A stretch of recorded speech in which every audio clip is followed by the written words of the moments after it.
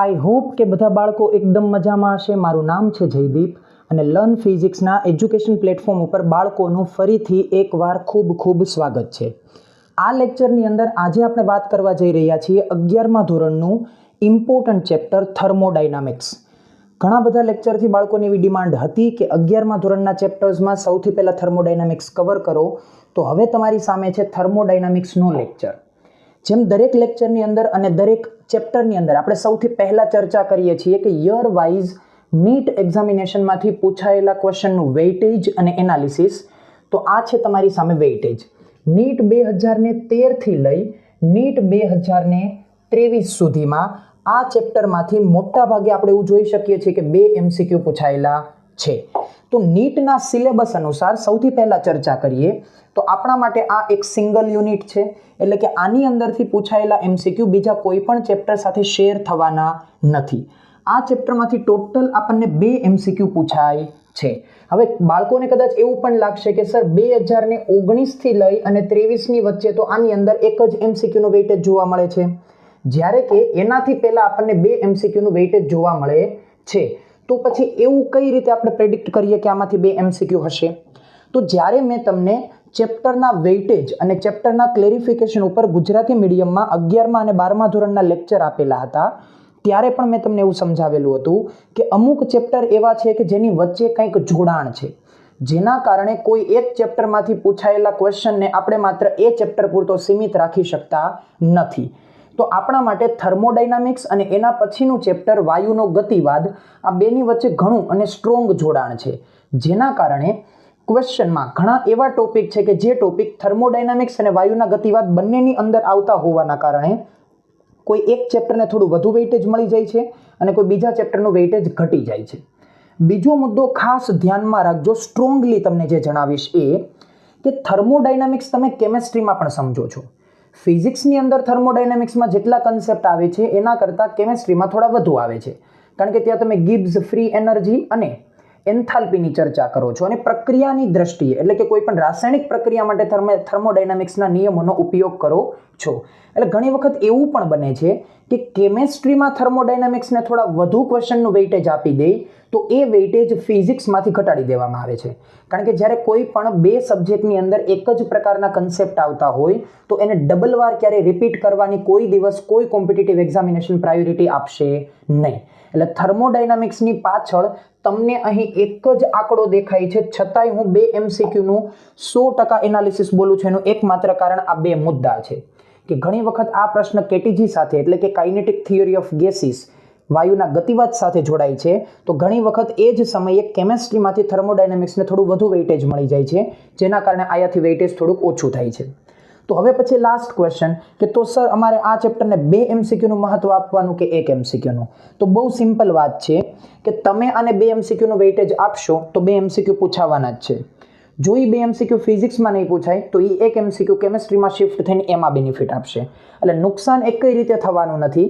Chapter જેમ પહેલાં કહેલું છે એમ ઇન્ડિવિજ્યુઅલ યુનિટ છે અને એમાંથી 2 MCQ પૂછાવાના છે. બસ આટલી વાત આપણે મનમાં રાખવાની છે. અને આયાથી આપણે ચેપ્ટરને સારું કરશું તો આટલા ટોપિક તો કેમેસ્ટ્રીમાં બાય ડિફોલ્ટ આપણા માટે એમનેમ જ તૈયાર થઈ જશે. તો આટલું મારા તરફથી ક્લેરિફિકેશન છે. આ છે તમારા માટે પાર્ટ 1. પાર્ટ 1 એટલે એટલા માટે કે આ ચેપ્ટરમાંથી ટોટલ મારે તમને પ્રીવિયસના 70 MCQs કરાવવાના છે, કે જેમાં આપણે પ્રીવિયસના 37 યર્સના ક્વેશ્ચનને ઇન્ક્લુડ કરીને ચાલીએ છીએ. એ 70 MCQsને હું અલગ અલગ મારા ટાર્ગેટ અનુસાર 3 પાર્ટમાં કવર કરવા જઈ રહ્યો છું. તમારી સામે અત્યારે છે આ પાર્ટ નંબર 1. હવે આ ચેપ્ટરમાંથી 3 ટોપિક મહત્વના છે કે જેની અંદરથી તમને MCQ પૂછાય છે. તો એ 3 ટોપિક કયા છે? જેમાં સૌથી પહેલો ટોપિક છે પ્રથમ ક્રમનો નિયમ. પ્રથમ ક્રમનો નિયમ એટલે આપણા માટે ડેલ્ટા Q બરાબર ડેલ્ટા U પ્લસ W.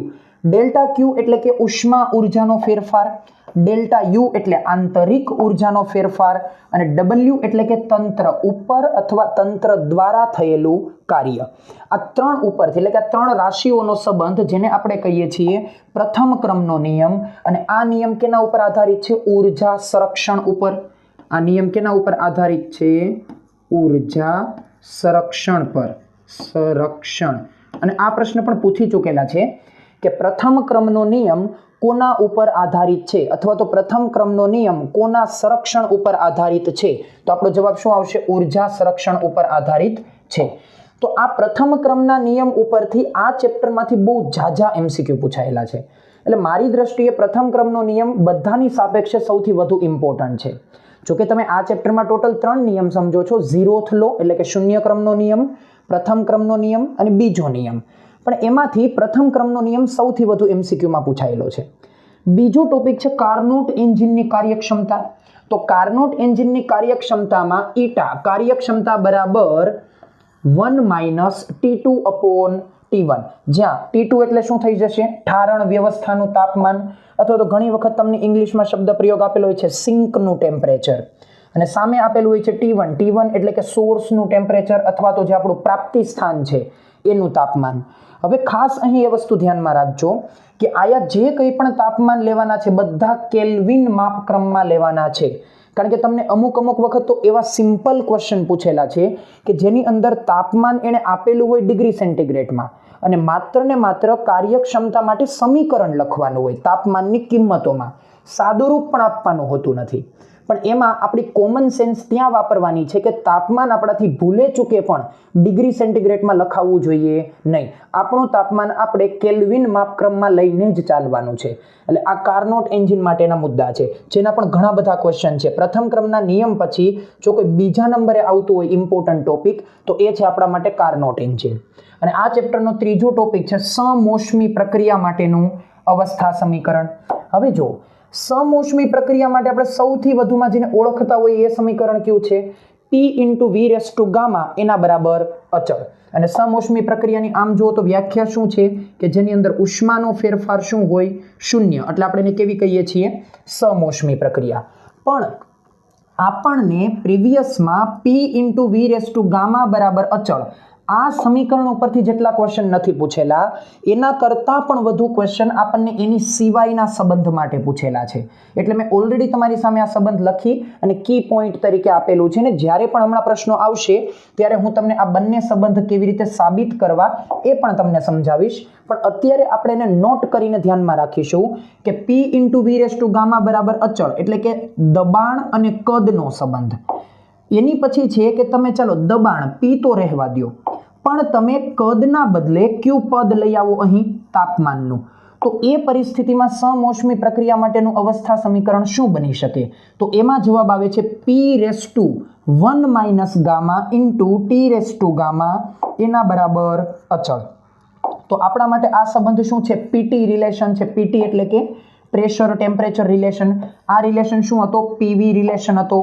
એ જ રીતે હવે TV રિલેશન કે જેમાં તાપમાનની ઉપર 1 ઘાત અને કદની ઉપર આવે છે γ-1. આને કહીશું આપણે TV રિલેશન. હવે બીજી વસ્તુ ખાસ ધ્યાનમાં રાખજો. P ઉપર આવે છે 1 - ગામા અને V ઉપર આવે છે γ-1.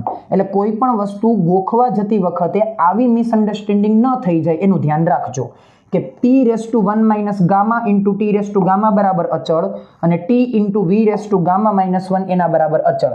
આ ત્રણ સંબંધો આપણા માટે ઇમ્પોર્ટન્ટ છે, જેમાં પણ આ બે સૌથી વધુ. તો આ થઈ ગયું આપણા માટે સમોષ્મી પ્રક્રિયાનું અવસ્થા સમીકરણ. હવે અમુક મુદ્દા કે જે તમારા માટે કોઈ પણ પ્રશ્નની અંદર લખેલા હોય તો આપણે એનો અર્થ ડાયરેક્ટલી યા તો ઇનડાયરેક્ટલી અમુક રીતે પારખવાનો હોય છે અને એના ઉપરથી આપણને કંઈક જવાબ મળે એમ હોય છે. તો એવા કી પોઈન્ટ ક્યાં છે? તો કેમેસ્ટ્રી અને ફિઝિક્સમાં જે ખાસ કરીને બદલાવ આવે છે એ બદલાવ એ કે તંત્ર ઉપર થતું કાર્ય અને તંત્ર દ્વારા થતું કાર્ય આ બંનેમાં કાર્યની નિશાનીનો ફેરફાર. તો આપણા માટે ફિઝિક્સમાં તંત્ર દ્વારા થતું કાર્ય, તો એ તંત્ર દ્વારા થતું કાર્ય શું હશે? પોઝિટિવ. અને તંત્ર દ્વારા થતું કાર્ય પોઝિટિવ. તો હવે એક વસ્તુ સમજો, જો કાર્યનું બેઝિક સમીકરણ શું છે? P∆V. ∆V એટલે શું? કદનો ફેરફાર. અને કદના ફેરફાર માટે આપણે શું લખતા હોઈએ છીએ? અંતિમ કદ માઇનસ પ્રારંભિક કદ. તો જો તંત્રનું વિસ્તરણ થાય એટલે કે પ્રારંભિક કદ કરતા અંતિમ કદ મોટું આવે, તો જ્યારે તમે અંતિમ કદ માઇનસ પ્રારંભિક કદ કરો તો ∆V નો જવાબ કેવો આવશે? ધન આવશે. અને જો ∆V ધન આવે તો એના કારણે કાર્ય પણ કેવું થઈ જશે? ધન થઈ જશે. તો એ પરિસ્થિતિમાં ખાસ ધ્યાન રાખીશું કે જ્યારે તંત્રનું શું થતું હોય, વિસ્તરણ, તો તંત્રના વિસ્તરણ વખતે પણ આપણે એવો અર્થ સમજવાનો કે કાર્ય કેવું છે, ધન. તો આપણે 3 શબ્દ યાદ રાખવાના કે તંત્ર દ્વારા થતું કાર્ય, તો જવાબ આવે ધન. જ્યારે તંત્ર દ્વારા કાર્ય થાય મતલબ કે તંત્રનું વિસ્તરણ થઈ રહેલું છે. અથવા તો તમને એવું કહેવામાં આવે કે તંત્રની દ્વારા કાર્ય થવાથી અથવા તો તંત્રનું વિસ્તરણ થવાથી એવો શબ્દ પ્રયોગ વાપરે. તો તંત્રનું વિસ્તરણ થાય છે એટલે એમ સમજી લેવાનું કે કાર્ય કેવું યુઝ કરવાનું છે, ધન. તો આ રીતે આપણા માટે શબ્દો ઉપરથી આપણે અર્થ ઓળખવાનો છે. એનાથી વિરુદ્ધની પ્રક્રિયા કે તંત્ર પર થતું કાર્ય. તો તંત્ર પર થતા કાર્યની અંદર કાર્ય આવશે ઋણ અને તંત્ર ઉપર કાર્ય થાય એટલે તંત્રનું થશે સંકોચન. તો સંકોચનનો અર્થ શું થાય, પ્રારંભિક કદ કરતા અંતિમ કદ ઘટે, જેના કારણે અંતિમ કદ માઇનસ પ્રારંભિક કદ કરો તો ડેલ્ટા વી નો જવાબ કેવો આવશે, ઋણ. એટલે એ પરિસ્થિતિમાં તંત્રનું સંકોચન હોય તો કાર્ય કેવું આવશે, ઋણ આવશે. પછી બીજો મુદ્દો આપણે ખાસ એ ધ્યાનમાં રાખવાનો છે કે આપણા માટે જે 4 પ્રકારની થર્મોડાયનામિક પ્રક્રિયાઓ છે, જેમાં આપણે કહીએ સમદાબી પ્રક્રિયા, સમકદ પ્રક્રિયા, સમતાપી પ્રક્રિયા અને સમોષ્મી પ્રક્રિયા. તો એમાં આપણા માટે 2 પ્રક્રિયા સૌથી વધુ ઇમ્પોર્ટન્ટ છે.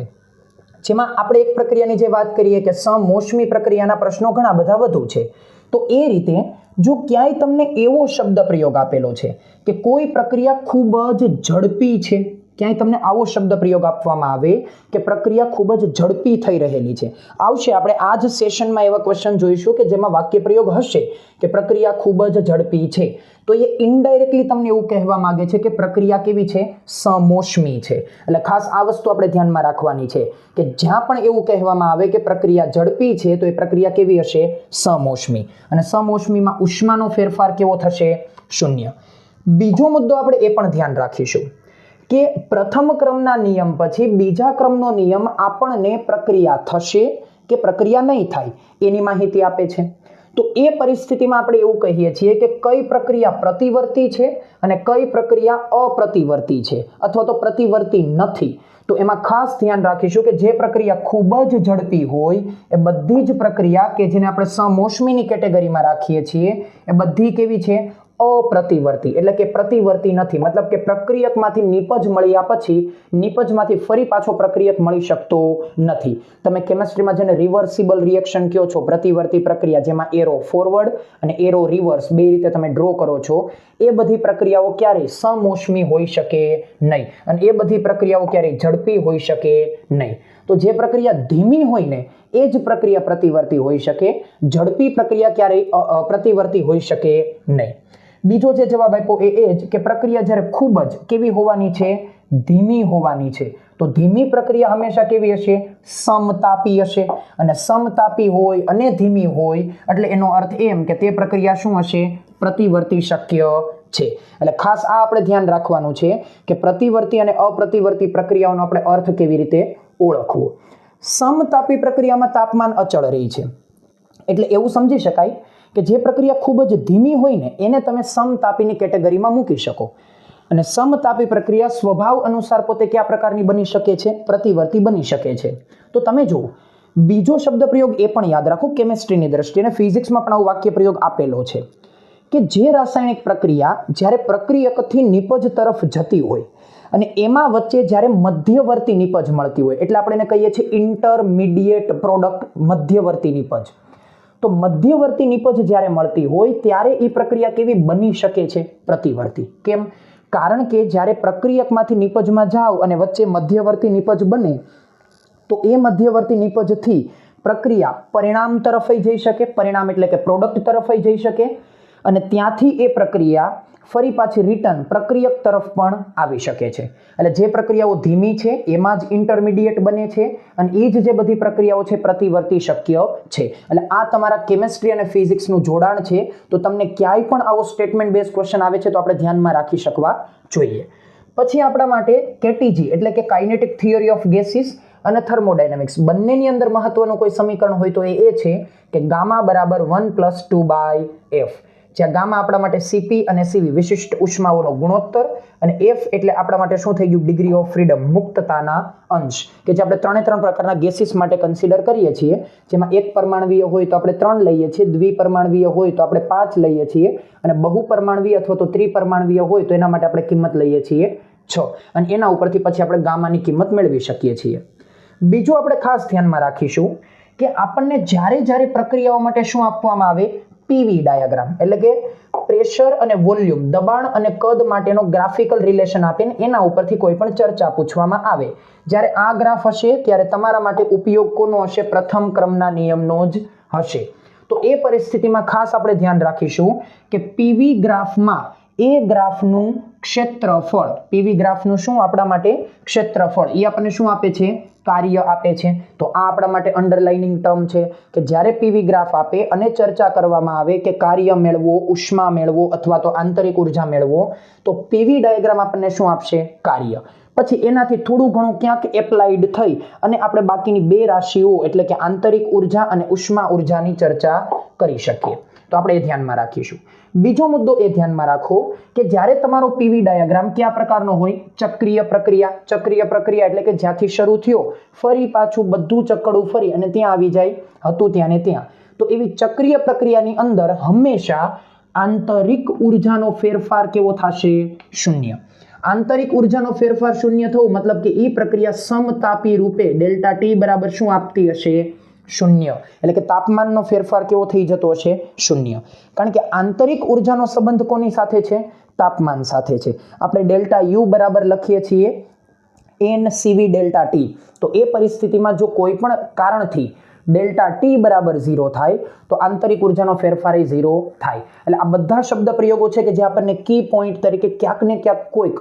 ડાયરેક્ટ યા તો ઇનડાયરેક્ટ ક્લુ આપે છે તો આટલું રિવિઝન ઇનફ છે હું અહીં વન શોટ રિવિઝનમાં બધી બાબતો ડિટેલમાં નથી કહી શકું એમ કારણ કે જો હું એ કહીશ તો પછી વિડીયો લેક્ચર બહુ લાંબો થઈ જશે મારે ઓલરેડી આની અંદર 70 MCQ કવર કરવા છે એટલે આ મારા માટે કી પોઈન્ટ હતા પણ જ્યારે કોઈ પણ MCQ આવે છે ત્યારે એમાં જરૂરી જે કંઈ પણ કન્સેપ્ટ છે હું બધા નોટ ડાઉન કરીશ તો તમે પણ સાથે બધા MCQના કન્સેપ્ટને નોટ ડાઉન કરજો અને પછી એ પ્રમાણે તમે તમારા ચેપ્ટરને વન શોટ રિવિઝન તરીકે સાથે કવર કરી શકશો તો ચાલો સૌથી પહેલો MCQ છે થર્મોડાયનામિક્સનો પ્રથમ નિયમ જે હમણાં આપણે ચર્ચા કરેલી હતી એ ખાલી જગ્યાના સંરક્ષણનું પરિણામ છે તો ઓલરેડી હજી હમણાં આપણે ચર્ચા કરી ચૂક્યા કે આવો પ્રશ્ન પૂછાયેલો છે તો થર્મોડાયનામિક્સનો પ્રથમ ક્રમનો નિયમ એટલે આપણે શું લખીએ છીએ ડેલ્ટા ક્યુ એના બરાબર ડેલ્ટા યુ પ્લસ ડબલ્યુ એટલે કે તમે તંત્રને જે કંઈ પણ ઉષ્મા આપો છો એ ઉષ્મામાંથી થોડીક ઉષ્મા તંત્રની આંતરિક ઉર્જામાં વધારો અથવા તો ફેરફાર કરશે અને થોડીક ઉષ્મા કાર્યના રૂપમાં વપરાશે તો આને આપણે કહીએ છીએ ઉર્જા સંરક્ષણના નિયમનું જ પરિણામ તો આન્સર આવશે ઉર્જા સંરક્ષણ પછીનો MCQ જોઈએ એક 27 ડિગ્રી સેન્ટીગ્રેડ તાપમાને એટલે તમને તાપમાન આપી દેવામાં આવેલું છે રહેલા વાયુનું એકાએક સંકોચન થવાથી જો હવે આપણા શબ્દ પ્રયોગોની જરૂરિયાત શરૂ થઈ ગઈ મેં તમને એવું કહેલું હતું કે પ્રક્રિયા જ્યારે એવું કહેવામાં આવે કે ખૂબ જ ઝડપી છે તો આ જો એવું જ કહેલું છે કે એકાએક સંકોચન થવું એટલે પ્રક્રિયા ઝડપી છે અને પ્રક્રિયા ઝડપી હોય એટલે એનો અર્થ શું સમજવાનો થાય કે પ્રક્રિયા કયા પ્રકારની હશે સમોષ્મી એટલે આપણે અહીં શું લખીશું કે પ્રક્રિયા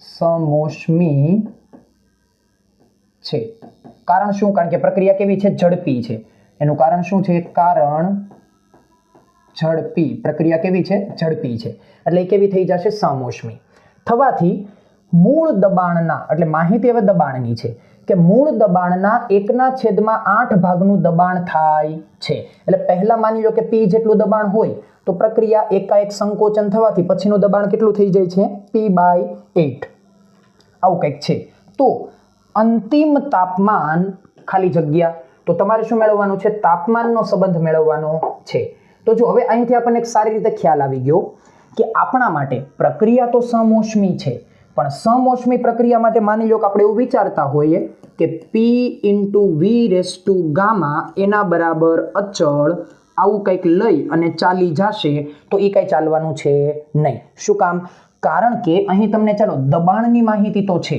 પણ શું તમને અહીં કદની માહિતી ક્યાં આપવામાં આવેલી છે નહીં તો પછી તમે આ સમીકરણનો યુઝ કરી શકવાના નથી. તો આપણે આ સમીકરણને કેમાં કન્વર્ટ કરવું પડશે? આપણે આ સમીકરણને કન્વર્ટ કરવું પડશે તાપમાન અને દબાણના સંબંધમાં. તો તાપમાન અને દબાણના સંબંધમાં જો તમારે આ સમીકરણને કન્વર્ટ કરવું હોય તો આપણો સંબંધ કંઈક એવો હતો કે P⁻⁻⁻⁻⁻⁻⁻⁻⁻⁻⁻⁻⁻⁻⁻⁻⁻⁻⁻⁻⁻⁻આપણા માટે સંબંધ જે હતો એ P નો એ આપણે શું યુઝ કરવાનું થશે કે આપણા માટે P⁻⁻⁻ પણ હવે P⁻⁻⁻ નો ટર્મ જ્યારે મેં તમને કહેલું હતું એ પ્રમાણે કે આપણે ડિરાઈવ જ કરવો પડશે.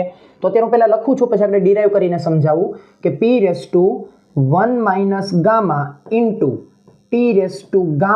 એના બરાબર શું થશે? અચળ. આ સંબંધ આપણા માટે લાગુ પડે. શું કામ? કારણ કે આપણને અહીં તાપમાનની માહિતી આપી છે અને બીજી કોની માહિતી આપવામાં આવેલી છે?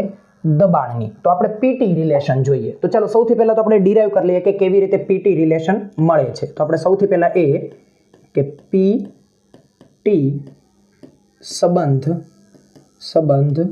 મેળવતા.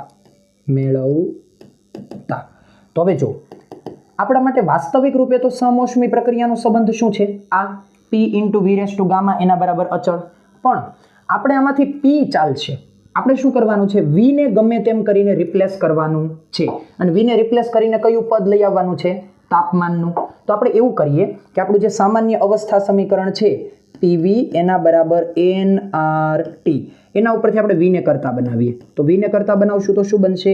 nRT/P. હવે આ જે V બરાબર nRT/P આ જે સંબંધ છે ને એ સંબંધને આપણે ક્યાં રાખી દઈએ? એ સંબંધને આપણે રાખી દઈએ આ જગ્યાએ.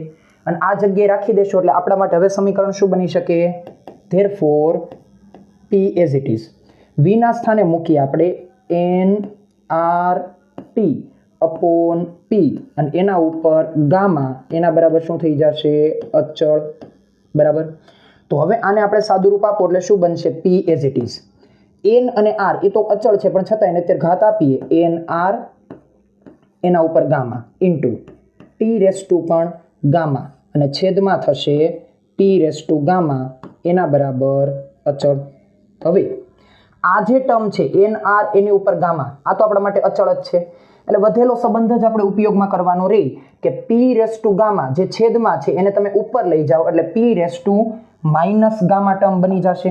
તો એ પરિસ્થિતિમાં શું સમીકરણ બની શકે? Therefore P આના ઉપર એક ઘાત છે એક ઘાત એમનેમ રાખો. બરાબર છે.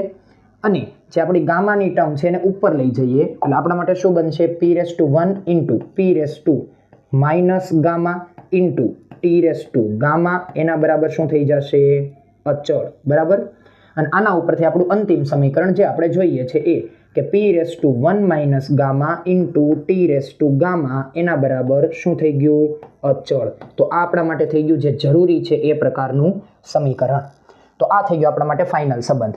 બસ હવે જે માહિતી આપી છે માહિતીનો ઉપયોગ કરી અને આપણે જે જોઈએ છે મેળવી લઈએ. જો શરૂઆતનું તાપમાન T1 બરાબર કેટલું આપેલું છે? 27 ડિગ્રી સેન્ટીગ્રેડ. તો આપણે એ T1 ને કેલ્વિનમાં બદલીએ તો T1 બરાબર આપણી પાસે શું છે? તો કે 27 + 273 273. તો આ કેટલું થઈ ગયું? 300 કેલ્વિન T1 આપણને મળી ગયું. બીજું આપણે ફાઇન્ડ આઉટ જ શું કરવાનું છે? T2. તો T2 બરાબર આપણા માટે થઈ ગયો ક્વેશ્ચન માર્ક. હવે એકાએક સંકોચન થવાથી મૂળ દબાણના 1/8 એટલે એનો અર્થ એવો થઈ ગયો કે તમને શરૂઆતનું દબાણ P1 બરાબર કેટલું આપી દીધું છે? માની લો કે P1 બરાબર આપેલું છે P. તો P2 બરાબર આપણને શું આપવામાં આવેલું છે? પહેલા કરતા 8મા ભાગનું એટલે P/8 આવું કંઈક આપેલું છે. તો અંતિમ તાપમાન T2 મેળવવાનું છે.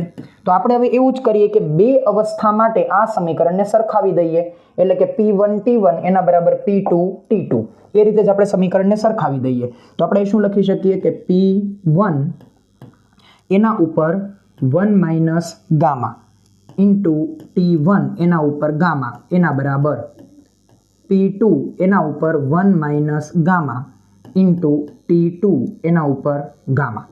હવે આપણે જોઈએ છે T2 એટલે T2 ને આપણે કરતા બનાવીએ પણ હવે કરીએ એવું કે આમાં છે ને ઘાતવાળા પ્રશ્ન છે એટલે લોગ અને એન્ટીલોગની વ્યવસ્થામાં આગળ ચાલવું પડશે. તો આપણે એક તરફ બધા T ભેગા કરીએ અને એક તરફ બધા P ભેગા કરીએ. તો હું અહીં લખું છું T2/T1. શું લખું છું અહીં? T2/T1 એટલે કે T2 ને આયા જ રાખીશ અને T1 ને ક્યાં લઈ જઈશ? આયા. તો એ પરિસ્થિતિમાં બની ગયું T2/T1. આ આખાની ઉપર કેટલી ઘાત આવશે? આખાની ઉપર ગામા રહેશે. અને T2/T1 કરો એટલે સામે શું કરવાનું થશે? તો કે P1/P2 અને એના ઉપર કઈ ઘાત લખવાનું થશે? 1 - ગામા. તો આ પરિસ્થિતિ બની ગઈ. હવે આપણા માટે શું મહત્વનું છે? તો કે આપણને ગામાની કિંમત ઓલરેડી આપેલી છે કે ગામા બરાબર તમારે શું એપ્લાય કરવાનું છે? 5/3. હવે જો એક વસ્તુ સરળતાથી સમજજો. માની લો કે તમને એવું આપેલું છે કે 2 ની ઉપર 3 ઘાત એના બરાબર 4 ની ઉપર 2 ઘાત આવું કંઈક આપેલું છે. તો તમારે 2 ની ઉપરની આ 3 ઘાતને દૂર કરવી હોય તો તમે શું કરો છો? બંને તરફ ઘન મૂળ લઈ લેશો એટલે કે 1/3 અને આયા પણ કરી નાખશો 1/3. એટલે આયાથી તમારી 3 ઘાત અને ઘન મૂળ આ બે કેન્સલ થઈ જાય એટલે ખાલી એક કોણ વધશે? 2. અને સામે તમે શું લખી શકશો કે 4 એની 2 ઘાત તો ઓલરેડી હતી અને ઘન મૂળના કારણે 3 છેદમાં આવ્યા. તો હવે આયા કેવું છે કે આયા તમારી પાસે કોઈ આવી રીતે ઘન મૂળ જેવી સરળતા નથી. આ તમારી પાસે હકીકતમાં ઘાત રૂપે શું લખવામાં આવેલું છે? ગામા લખવામાં આવેલું છે. તો આપણે અહીં શું કરીએ કે આપણી પાસે અહીં જે ગામા છે ને તો આપણે ગામા મૂળ લઈ લઈએ. ગામા મૂળ લઈએ એટલે શું થઈ જશે? આયા T2/T1 એના બરાબર આયા લખવામાં આવશે P1/P2 અને 1 - ગામા એના છેદમાં ગામા. બંને તરફ ગામા મૂળ લીધું એટલે કે આ જે ગામા છે એને આપણે સામે કન્સિડર કરીએ છીએ એટલે કે વ્યસ્તમાં લઈએ છીએ. હવે પહેલા આપણે આટલાનો જવાબ મેળવી લઈએ. શું કામ? કારણ કે ઓલરેડી બાળકોને થોડુંક ગણિતમાં તકલીફ તો પડતી જ હોય. જો હું આયા બધું લખીશ ને તો હેરાન થઈશું. એટલે પહેલા આપણે છે ને ઘાતનું સાદુરૂપ આપીએ. એટલે ઘાતનું સાદુરૂપ પહેલા આપી દઈએ આયા. એટલે હું અહીં નીચે લખું છું ઘાતનું સાદુરૂપ. ચાલો તો ઘાતનું સાદુરૂપ આપવામાં 1 - ગામા એના છેદમાં ગામા એના બરાબર. હવે ગામાની કિંમત કેટલી છે? 5/3. તો આ શું લખીશું? 1 - 5/3 એના છેદમાં 5/3. તો આ શું બની શકે છે? તો હવે જો અંશમાં તમે ક્રોસ મલ્ટિપ્લિકેશન આપો એટલે શું થઈ જશે? 3 - 5 ડિવાઇડેડ બાય, ચાલો આખાના ડિવાઇડેડ બાય એટલે બ્રેકેટમાં કરીએ એને ડિવાઇડેડ બાય 3 અને ડિવિઝનમાં આવશે 5/3. તો હવે આ 3 અને આ 3 કેન્સલ આઉટ. તો હવે શું વધશે? 3 - 5 એટલે -2 એના છેદમાં શું બનશે? 5. -2/5 આવી કંઈક ઘાતનો જવાબ આવે છે બરાબર. તો એ જે ઘાતનો જવાબ છે એ આપણે હવે ઉપયોગમાં લઈએ તો સંબંધ શું બની શકે છે? T2/T1 એના બરાબર. હવે જો P1 એટલે આપણા માટે શું છે? P1 એટલે P છે પણ P2 એટલે આપણા માટે શું છે? P/8. તો એ બંનેની કિંમતો અહીં આપણે લખીએ જેથી કરીને ઓછા સ્ટેપમાં કાર્ય પતે. P એના છેદમાં P/8 આખાની ઉપર ઘાત આવશે -2/5. હવે T2/T1 એના બરાબર P અને P કેન્સલ, છેદનો છેદ અંશમાં એટલે આયા શું થઈ જશે? 8. 8ની ઉપર કેટલી ઘાત? -2/3. હવે આપણે શું કરીએ? T1 ને સામે મોકલી દઈએ. ઓલરેડી આપણી પાસે T1 ની કિંમત તો છે જ. તો એના ઉપરથી આપણી પાસે શું થઈ જશે? તો કે આયા લખી શકીએ therefore T2 એના બરાબર T1 ઇન્ટુ 8ની ઉપર -2/5. હવે જો આપણી પાસે T1 ની કિંમત છે. T1 ની કિંમત 300 મૂકી દેશું પણ હવે આ પદને સોલ્વ કરવા માટે આપણે કેનો ઉપયોગ કરવો પડશે? લોગનો. તો લોગનો ઉપયોગ કેવી રીતે થશે? તો કે બંને તરફ લોગ લ્યો એટલે આયા શું લખી શકવામાં આવશે? લોગ T2 આયા લખવામાં આવશે લોગ T2 એના બરાબર. હવે આયા જો ગુણાકારનો નિયમ લાગુ પડશે કારણ કે આ શું છે તમારા માટે? x અને આ પદ તમારા માટે શું છે? y. તો એના ઉપર તમે શું કરશો? log x * y એટલે શું કરશો? log x + log y. તો આયા તમે લખી શકશો log T1 અને પ્લસ આયા તમે લખશો log 8ની ઉપર -2/5. પણ જે પેલો લોગમાં ઘાતનો નિયમ છે એ પ્રમાણે ઘાત ક્યાં આવી જશે?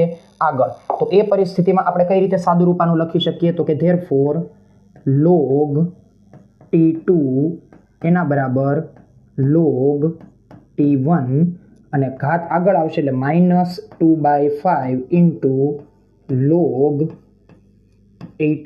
હવે બધાની કિંમતો મૂકી દો તો log T2 એના બરાબર T1 એટલે આપણા માટે કોનો લોગ થશે? લોગ 300 તાપમાન છે એટલે -2/5 અને લોગ કેટલું આવશે?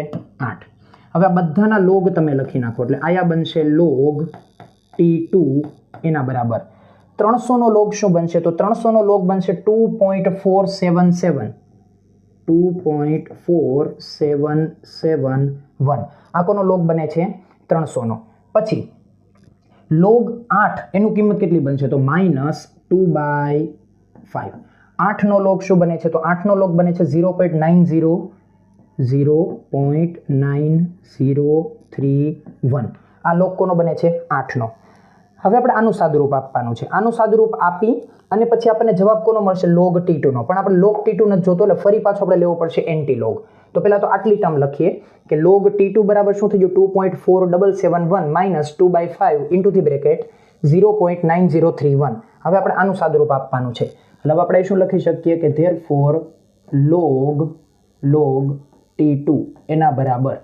log T2 એના બરાબર જે કંઈ પણ ટર્મ હતી એ ટર્મનું સાદુરૂપ આપે એટલે 2.4771 શું લખી શકાશે 2.4771 માઇનસ હવે 2/5 નું જે મલ્ટીપ્લિકેશન કરી નાખો સાથે એટલે એ જવાબ બનશે 0.36124 0.36124 અને આની તમે જે કંઈ પણ સાદુરૂપ આપશો એટલે ટર્મ બનશે log T2 એના બરાબર આ બે વેલ્યુના ડિફરન્સથી log T2 બરાબર જવાબ બનીને આવે છે 2.1159 આનો જવાબ બનશે 2.1159 હવે લોગને દૂર કરવા માટે બે તરફ શું લેવા પડશે એન્ટી લોગ તો એના કારણે શું થશે તો કે therefore આયા લખીશું આપણે એન્ટી લોગ કોનો log T2 નો એના બરાબર શું થશે આયા પણ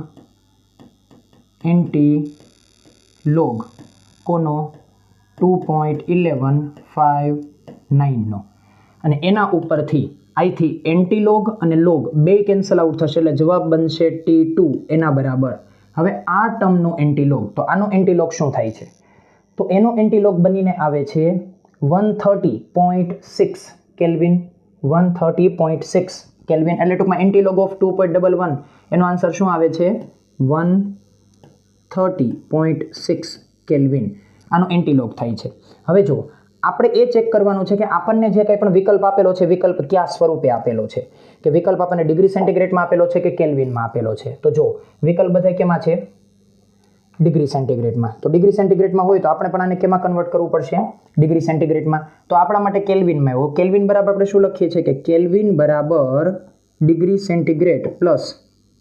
273 0.15 આવે પણ આપણે એમાં અત્યારે નથી પડતા આપણે અત્યારે પૂર્ણાંક મૂલ્ય સાથે જઈએ છીએ તો આપણે જોઈએ છે ડિગ્રી સેન્ટીગ્રેડ તો ડિગ્રી સેન્ટીગ્રેડ બરાબર શું થશે કેલ્વિન માઇનસ 273 તો કેલ્વિન કેટલું આવેલું છે 130.6 અથવા તો રફલી ખાલી સમજો 130 માઇનસ 273 તો આનો જવાબ કેટલો આવશે આનો જવાબ બટ ઓબ્વિયસ છે કે માઇનસમાં જ આવશે અને એ જવાબ કેટલો આવે છે આપણા માટે એ જવાબ થાય છે અરાઉન્ડ 142 ડિગ્રી સેન્ટીગ્રેડ જવાબ કેટલો થાય છે અરાઉન્ડ -142 ડિગ્રી સેન્ટીગ્રેડ આ આપણા માટે થઈ ગયો આન્સર તો એ અનુસાર આપણા માટે કયો વિકલ્પ મેચ થશે -142 એટલે વિકલ્પ મેચ થાય છે સી અને આમાં જે ડિગ્રી સેન્ટીગ્રેડના ટર્મની જગ્યાએ આપણે જે કેલ્વિનમાં લઈ આવ્યા એટલું નાનું હતું એટલે આ બધા વિકલ્પ તો અમથા પણ આપણા માટે એલિમિનેટ થઈ જ જતા હતા એટલે આપણા માટે આન્સર કયો આવી ગયો આન્સર સી તો જો આયા મેં તમને કયો રિલેશન ડિરાઈવ કરાવરાવ્યો આયા મેં તમને રિલેશન ડિરાઈવ કરાવરાવ્યો પીટી એટલે પીટી રિલેશનની સાબિતી આપણને મળી ગઈ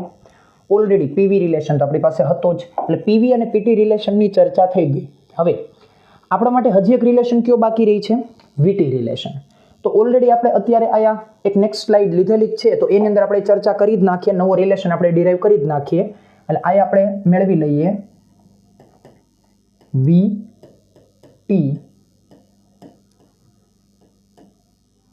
સંબંધ વીટી સંબંધ તો ફરી પાછું યાદ કરીએ પી વી રેસ ટુ ગામા એના બરાબર અચળ હવે આપણે વીટી જોઈએ છે વીટી રિલેશન જોઈએ છે એટલે કે P into V raise to gamma એના બરાબર અચળ આમાં આપણે વી અને ટી લઈ આવ્યા તો હવે જો સમજો વી તો છે જ એટલે વીની તો કોઈ ચિંતા નથી પણ આપણે પીના બદલે કોને લઈ આવવાનું છે ટીને તો એના માટે ફરી પાછું આપણે આદર્શ વાયુ સમીકરણ યાદ કરીએ આદર્શ વાયુ સમીકરણ, તો આદર્શ વાયુ સમીકરણ પરથી આપણા માટે પીવી એના બરાબર શું થાય?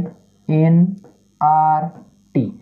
અને એના ઉપરથી આપણે જોઈએ છે પીનું રિલેશન, એટલે આપણે પીને કરતા બનાવીએ તો જ આપણે પીને મૂકીને દૂર કરી શકીએ, એટલે લખાશે NRT/V. હવે આ જે ટર્મ છે P બરાબર NRT/V, આ ટર્મને આપણે કેની અંદર રાખી દેવાની છે? આ ટર્મને આપણે રાખવાની છે આયા. તો એના ઉપરથી આપણી પાસે શું સમીકરણ બનશે? P ના સ્થાને મૂકી દો NRT/V અને into V raise to gamma, તો છે જ V રેઝ ટુ ગામા, એના બરાબર શું થશે? અચળ. બસ હવે સાદું રૂપ આપી દો. તો NRT તો એમને રહેવાના છે, માત્ર આ એક V એવો છે કે જે ઉપર જશે એટલે V રેઝ ટુ -1 થશે, એટલે NRT V raise to gamma into V raise to -1 એના બરાબર અચળ. તો એના ઉપરથી શું ટર્મ બનશે? હવે જો n અને r તો અચળ છે એટલે એને તો જાતા જ કરી દઈશું, એટલે આપણે શું લખશું? T into V raise to gamma -1 એના બરાબર અચળ. તો આ આપણા માટે કયું રિલેશન થઈ ગયું? VT રિલેશન થઈ ગયું. તો આ બધી જે બાબતો છે આપણા માટે હવે સિક્યોર થઈ ગઈ. નીટ 2013 ની અંદર આઈ થિંક કાં તો આ રિલેશન અને કાં તો આપણે હમણાં જેનો ઉપયોગ કર્યો એ રિલેશન. નીટ 2013 માત્ર ને માત્ર, ઓકે ચાલો કન્ફર્મ જ કહી દઉં, આગળનો જ રિલેશન. આગળનો રિલેશન એટલે આ આપણા માટે કયો રિલેશન? આ નીટ 2013 ની અંદર ખાલી સમીકરણ રૂપે પૂછ્યો છે. અહીં તમને મેન્શન જ કરી દઉં, સમીકરણ રૂપે ખાલી શું પૂછી ચૂકેલા છે? નીટ 2013 આ ક્વેશ્ચન પૂછી ચૂકેલા છે કે સમોષ્મી પ્રક્રિયા માટે દબાણ અને તાપમાન માટેનો સંબંધ કઈ રીતે રજૂ કરી શકાય. તો જો આપણે ખાલી સમોષ્મી પ્રક્રિયા માટે આ મુદ્દો લઈ લઈને દોડતા હોઈએ તો એનાથી આપણને કંઈ ફાયદો મળવાનો નથી. આપણને સમોષ્મી પ્રક્રિયા માટે જે કંઈ પણ અલગ અલગ રીતે પ્રશ્નો હોય આપણને ખ્યાલમાં રહેવા જોઈએ. બીજું આગળ જતા AIPMT યા તો લગભગ PMTમાં જ છે, PMTની અંદર જ આનો ઉપયોગ કરી અને અત્યારે જે આપણે આ પ્રકારની ગણતરી કરી ને એ પ્રકારની ગણતરીનો પ્રશ્ન હવે આપણા માટે ટેમ્પરેચર અને વોલ્યુમનો ઉપયોગ કરીને આગળ આવવાના છે. એટલે મેં જે આ એક વખત આ બાબતો જે તમને સમજાવી એ બાબતોને હવે તમારે કન્ટિન્યુ ધ્યાનમાં રાખવાની છે અને એ પ્રમાણે આગળ વધવાનું છે. બીજો મુદ્દો ખાસ ધ્યાનમાં રાખજો કે લોગ અને એન્ટીલોગનો મુદ્દો આવે છે, તો લોગ અને એન્ટીલોગના આ મુદ્દાને સારી રીતે એકવાર શીખી લેજો કે લોગ કઈ રીતે જોવાય, એન્ટીલોગ કઈ રીતે જોવાય. કારણ કે હું અહીં તમને એ બધી બાબતો કહીશ તો થોડીક બધી વધુ વાર લાગી જશે, એટલે તમે એક વખત શીખી લેજો કે લોગ અને એન્ટીલોગ કઈ રીતે જોવાય છે. ચાલો ફરી પાછા આપણે આપણા સેશનમાં કેરી ઓન કરીએ. ઉકળતા પાણીમાં સેલ્સિયસ અને ફેરનહીટ થર્મોમીટર ડુબાડેલા છે. એટલે કે ઉકળતા પાણીનો અર્થ શું થાય? ઉકળતા પાણીનો અર્થ એ થાય કે એ પાણીનું તાપમાન ઓલરેડી કેટલું છે? 100 ડિગ્રી સેન્ટીગ્રેડ, એટલે કે 100 ડિગ્રી સેન્ટીગ્રેડ હોય જ તો જેને ઉકળતું પાણી કહી શકીએ. એ જ રીતે એ ઉકળતા પાણીમાં જો તમે ફેરનહીટ થર્મોમીટર ડુબાડેલું હોય તો ફેરનહીટ તાપમાન પણ કેટલું થઈ જશે? T બરાબર થઈ જશે 212 ડિગ્રી ફેરનહાઇટ. એટલે કે એ પરિસ્થિતિમાં આપણા માટે જે ફેરનહાઇટ ટેમ્પરેચર છે એ પણ આપણને 212 દેખાડતું હશે. બંને ડુબાડેલા છે. હવે પાણીનું તાપમાન 140 ડિગ્રી ફેરનહાઇટ થાય, મતલબ સમજો હવે કે તમારી પાસે ઉકળતા પાણી વખતે ફેરનહાઇટની અંદર સ્કેલ શું દેખાડતા હતા? 212 ડિગ્રી ફેરનહાઇટ. હવે તમારે પાણીને ઠંડુ પાડવાનું છે. હવે સાહેબ એ કેમ ખબર પડે કે પાણીને ઠંડુ પાડવાનું છે? તો જો ફેરનહાઇટનું તાપમાન હતું 212 અને એને થવા કેટલું દેવાનું છે? 140. એટલે પાણીને ઠંડુ પાડવાનું છે. પાણી ઠંડુ પડે છે ને ક્યાં તાપમાને આવે છે? ફેરનહાઇટમાં 140 ડિગ્રી ફેરનહાઇટે આવે છે. ત્યાં સુધી ઠંડુ કરવામાં આવે છે. તો સેલ્સિયસના તાપમાનમાં થતો ઘટાડો કેટલો? એટલે કે તો એ પરિસ્થિતિમાં સેલ્સિયસનું તાપમાન કેટલું થયેલું હશે? હવે જો સરળતાથી સમજો કે ડિગ્રી સેન્ટીગ્રેડ ઓલરેડી કેટલું હતું? 100. એ સમયે ડિગ્રી ફેરનહાઇટ કેટલું હતું? 212. હવે ડિગ્રી ફેરનહાઇટ કેટલું થાય છે? 140. તો એ સમયે ડિગ્રી સેન્ટીગ્રેડ કેટલું થવું જોઈએ? તો બસ આપણે કાંઈ નહીં કરવાનું, આ તાપમાન માટે એટલે કે આ ડિગ્રી ફેરનહાઇટ માટે કેટલા ડિગ્રી સેન્ટીગ્રેડ થાય છે ને એ સંબંધ મેળવી લો. એ સમયે જે ડિગ્રી સેન્ટીગ્રેડ આવે એટલે એનો અર્થ શું થયો કહેવાય કે જે સમયે આટલા ડિગ્રી ફેરનહાઇટ છે એ સમયે આટલા ડિગ્રી સેન્ટીગ્રેડ છે. તો બસ એ મળેલું ડિગ્રી સેન્ટીગ્રેડ અને આ 100 એનો તફાવત, એટલે એનો અર્થ શું થઈ ગયો? ડિગ્રી સેન્ટીગ્રેડમાં થતો ઘટાડો. એટલે આપણે ડાયરેક્ટલી હવે શું કરીએ કે કેટલા છે આપણી પાસે? તો કે 140 ડિગ્રી ફેરનહાઇટ માટે ડિગ્રી સેન્ટીગ્રેડમાં તાપમાન તાપમાન મેળવતા તો એ પરિસ્થિતિમાં આપણી પાસે શું જવાબ આવશે તો કે ડિગ્રી ફેરનહાઇટ એના બરાબર 9/5 ઇન્ટુ ડિગ્રી સેન્ટીગ્રેડ પ્લસ 32 આવું કંઈક સંબંધ છે. તો ડિગ્રી ફેરનહાઇટ કેટલું છે આપણા માટે 140 એટલે ડિગ્રી ફેરનહાઇટ થઈ ગયું 140 એના બરાબર 9/5 ઇન્ટુ ડિગ્રી સેન્ટીગ્રેડ પ્લસ 32. તો એમાંથી આપણે કરીએ કે 140 આ જે 32 છે એને ડાબી બાજુ લઈ આવીએ એટલે શું થઈ જશે -32 એના બરાબર થશે 9/5 ઇન્ટુ ડિગ્રી સેન્ટીગ્રેડ. તો એ પરિસ્થિતિમાં 140 - 32 એટલે કેટલા થશે 108. આ બની ગયા આપણા માટે 108. કોના બરાબર બને છે આ 9/5 ઇન્ટુ ડિગ્રી સેન્ટીગ્રેડ બરાબર.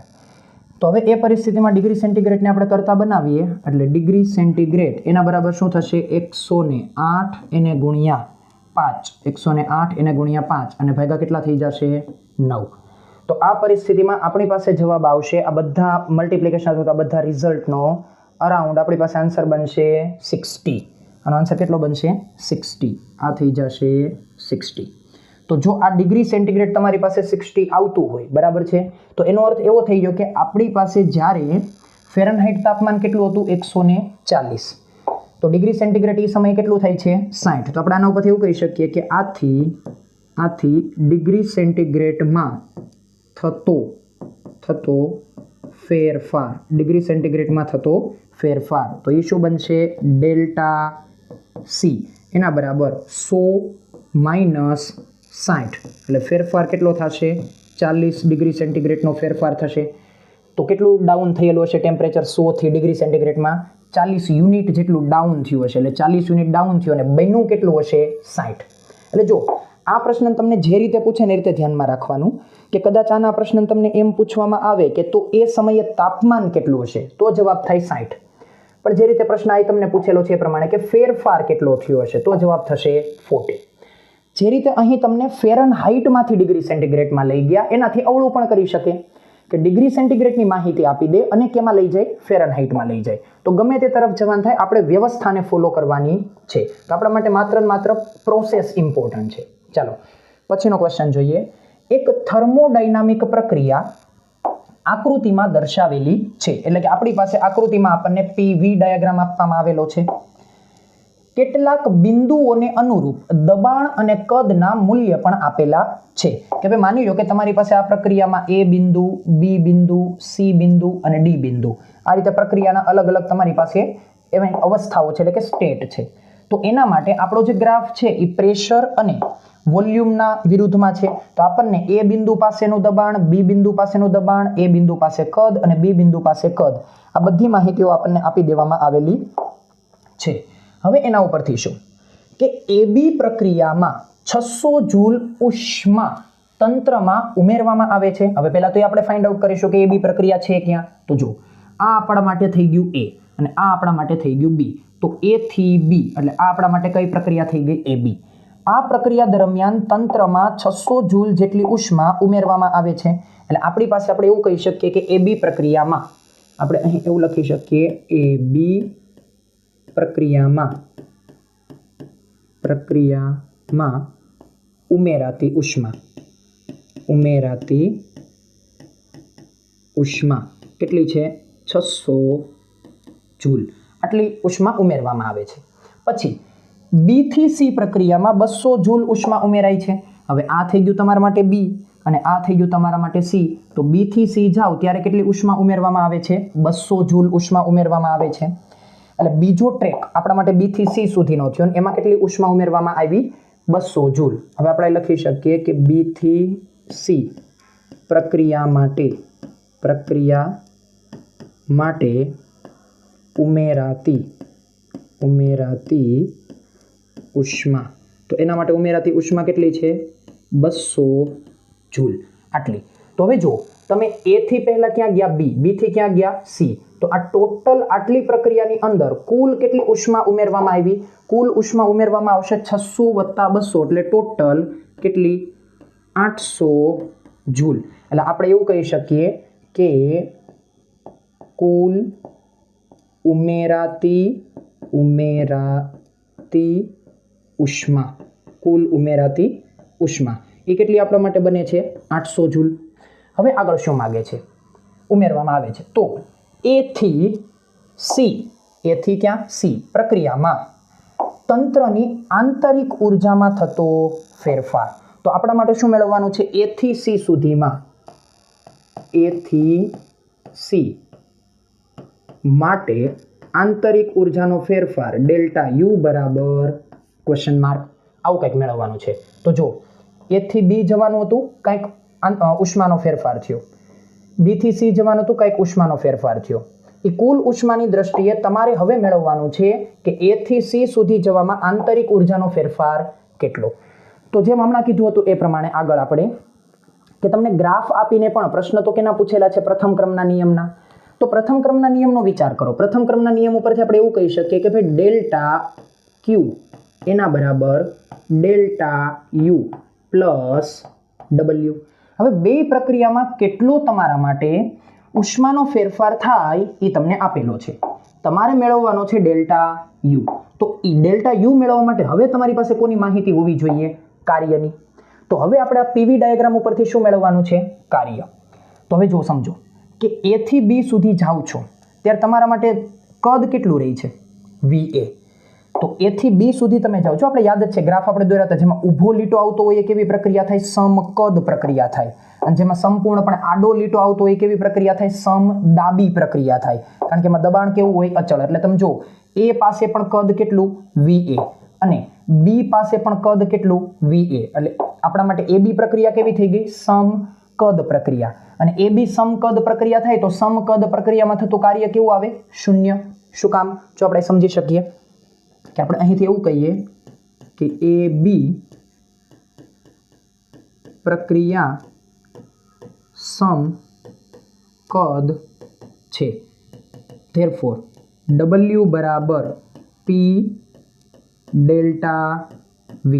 તો જો સમકદ હોય તો સમકદ માટે ડેલ્ટા V બરાબર શું થાય? 0. આથી W બરાબર કાર્ય કેવું થશે? શૂન્ય. તો AB પ્રક્રિયાની અંદર કાર્ય કેવું રહેવાનું છે? શૂન્ય. તો ચાલો AB માટે તો કાર્ય થઈ ગયું શૂન્ય. AB માટે કાર્ય શૂન્ય થવાનું કારણ શું છે? સમકદ. એટલે આપણે અહીં એવું કહી શકીએ કે AB પ્રક્રિયા આપણા માટે આ AB પ્રક્રિયા આપણા માટે કેવી છે? સમકદ પ્રક્રિયા. આથી એના માટે કાર્ય W બરાબર કેવું થઈ જાય? શૂન્ય. હવે વિચાર કરો BC નો. તો BC પ્રક્રિયા માટે કેવી છે? સમદાબ પ્રક્રિયા છે. BC પ્રક્રિયા આપણા માટે કેવી છે? સમદાબ પ્રક્રિયા. અને સમદાબ પ્રક્રિયા માટે કાર્ય શું મળે? W બરાબર P ડેલ્ટા V. એમાં કાર્ય શૂન્ય થશે નહીં. અને ડેલ્ટા V મેળવવા માટે તમે શું કરશો?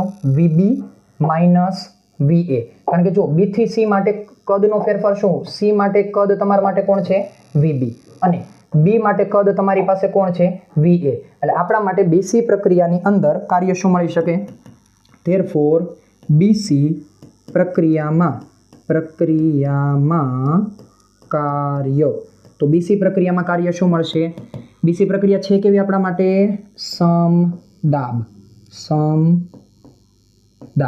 તો એ પરિસ્થિતિની અંદર કાર્ય બનશે W બરાબર P ડેલ્ટા V અને એના બરાબર P. પણ P કોનું લેવાનું થશે? આપણે ત્યાં P લેવાનું થશે PB. તો PB નો યુઝ કરો એટલે અહીં લખીશું આપણે PB. અને ડેલ્ટા V તરીકે શું કરવું પડશે? VB minus VA.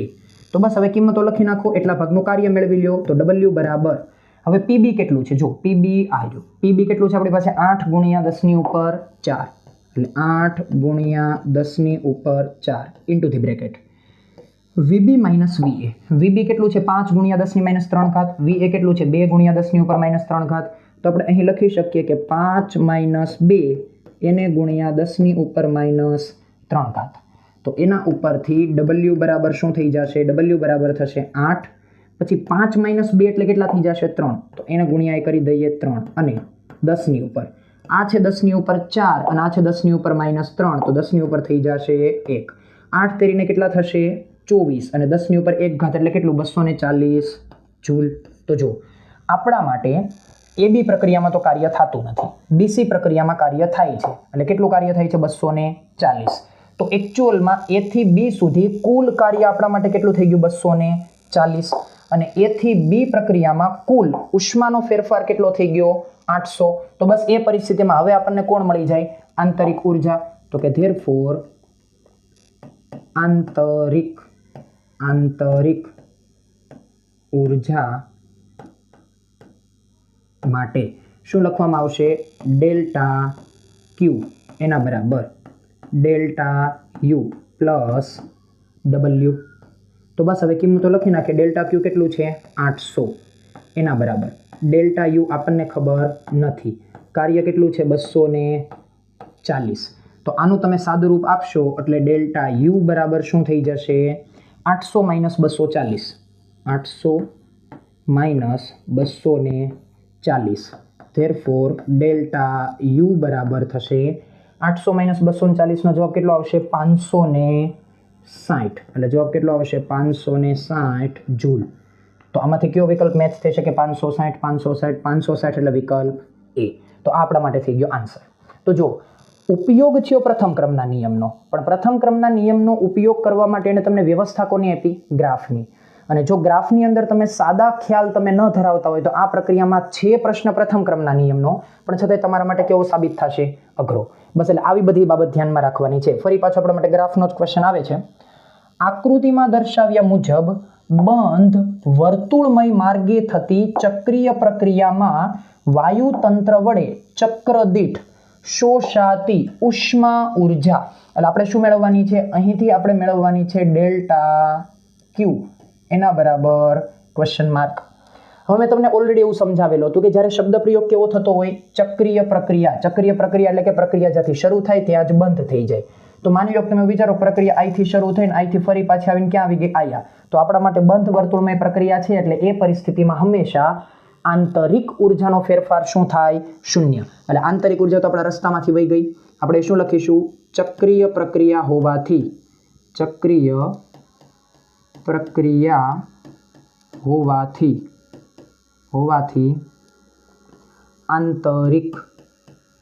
આંતરિક ઉર્જાનો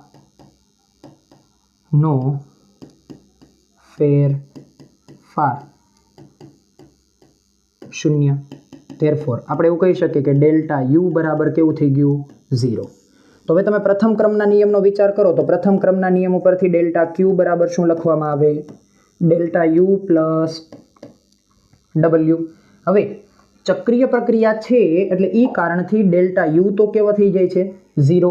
તો એ પરિસ્થિતિમાં આપણા માટે ડેલ્ટા ક્યુ બરાબર હકીકતમાં શું થાય? ડબલ્યુ. તો પ્રક્રિયામાં થતું કાર્ય જ આપણા માટે શું થઈ જાય? ચક્ર દીઠ શોષાતી ઉર્જા. તો બસ હવે કોઈ પણ પ્રક્રિયા, ચક્રીય પ્રક્રિયા હોય કે કોઈ પણ હોય, ગ્રાફ જ્યારે કેનો હોય? PV ડાયાગ્રામ હોય, બરાબર છે? તો PV ડાયાગ્રામ માટે આપણા માટે જે એરિયા છે એ એરિયા જ આપણા માટે શું બની જાય? થતું કાર્ય. એટલે આપણા માટે શું બનશે? ક્ષેત્રફળ બરાબર શું થાય? થતું કાર્ય. તો હવે આ તો સર્ક્યુલર છે ને, સર્ક્યુલર એટલે કે વર્તુળાકાર છે. તો એના માટે આપણે કઈ રીતે ક્ષેત્રફળ મેળવી શકીએ? તો એના માટે ક્ષેત્રફળ થાય પાઈ r નો સ્ક્વેર. તો આના માટે ત્રિજ્યા કેટલી? તો આના માટે આપણે ત્રિજ્યા મેળવવા માટે શું કરી શકીએ? કે ત્રિજ્યા મેળવવા માટે આ આપણે માટે માની લો કે વર્તુળનું કેન્દ્ર છે, વર્તુળના કેન્દ્રથી આ શું થઈ ગઈ? ત્રિજ્યા. તો એ ત્રિજ્યા એટલે શું થાય? આ 10 અને આ 30 એ બેયનો શું લઈ લેવાનો? તફાવત. તો 10 અને 30 નો તફાવત કેટલો થઈ જશે? 20. અને 20 નું અડધું એટલે આ તમારા માટે કેટલું થઈ જશે? I થી I સુધી. એટલે I થી I સુધી આ તમારા માટે થઈ જશે 10 યુનિટ. બરાબર? એટલે આ ચક્રીય પ્રક્રિયા માટે ત્રિજ્યા કેટલી બનશે આપણા માટે? 10 યુનિટ. તો બસ આના ઉપરથી આપણે જવાબ લખીએ કે આથી થતું કાર્ય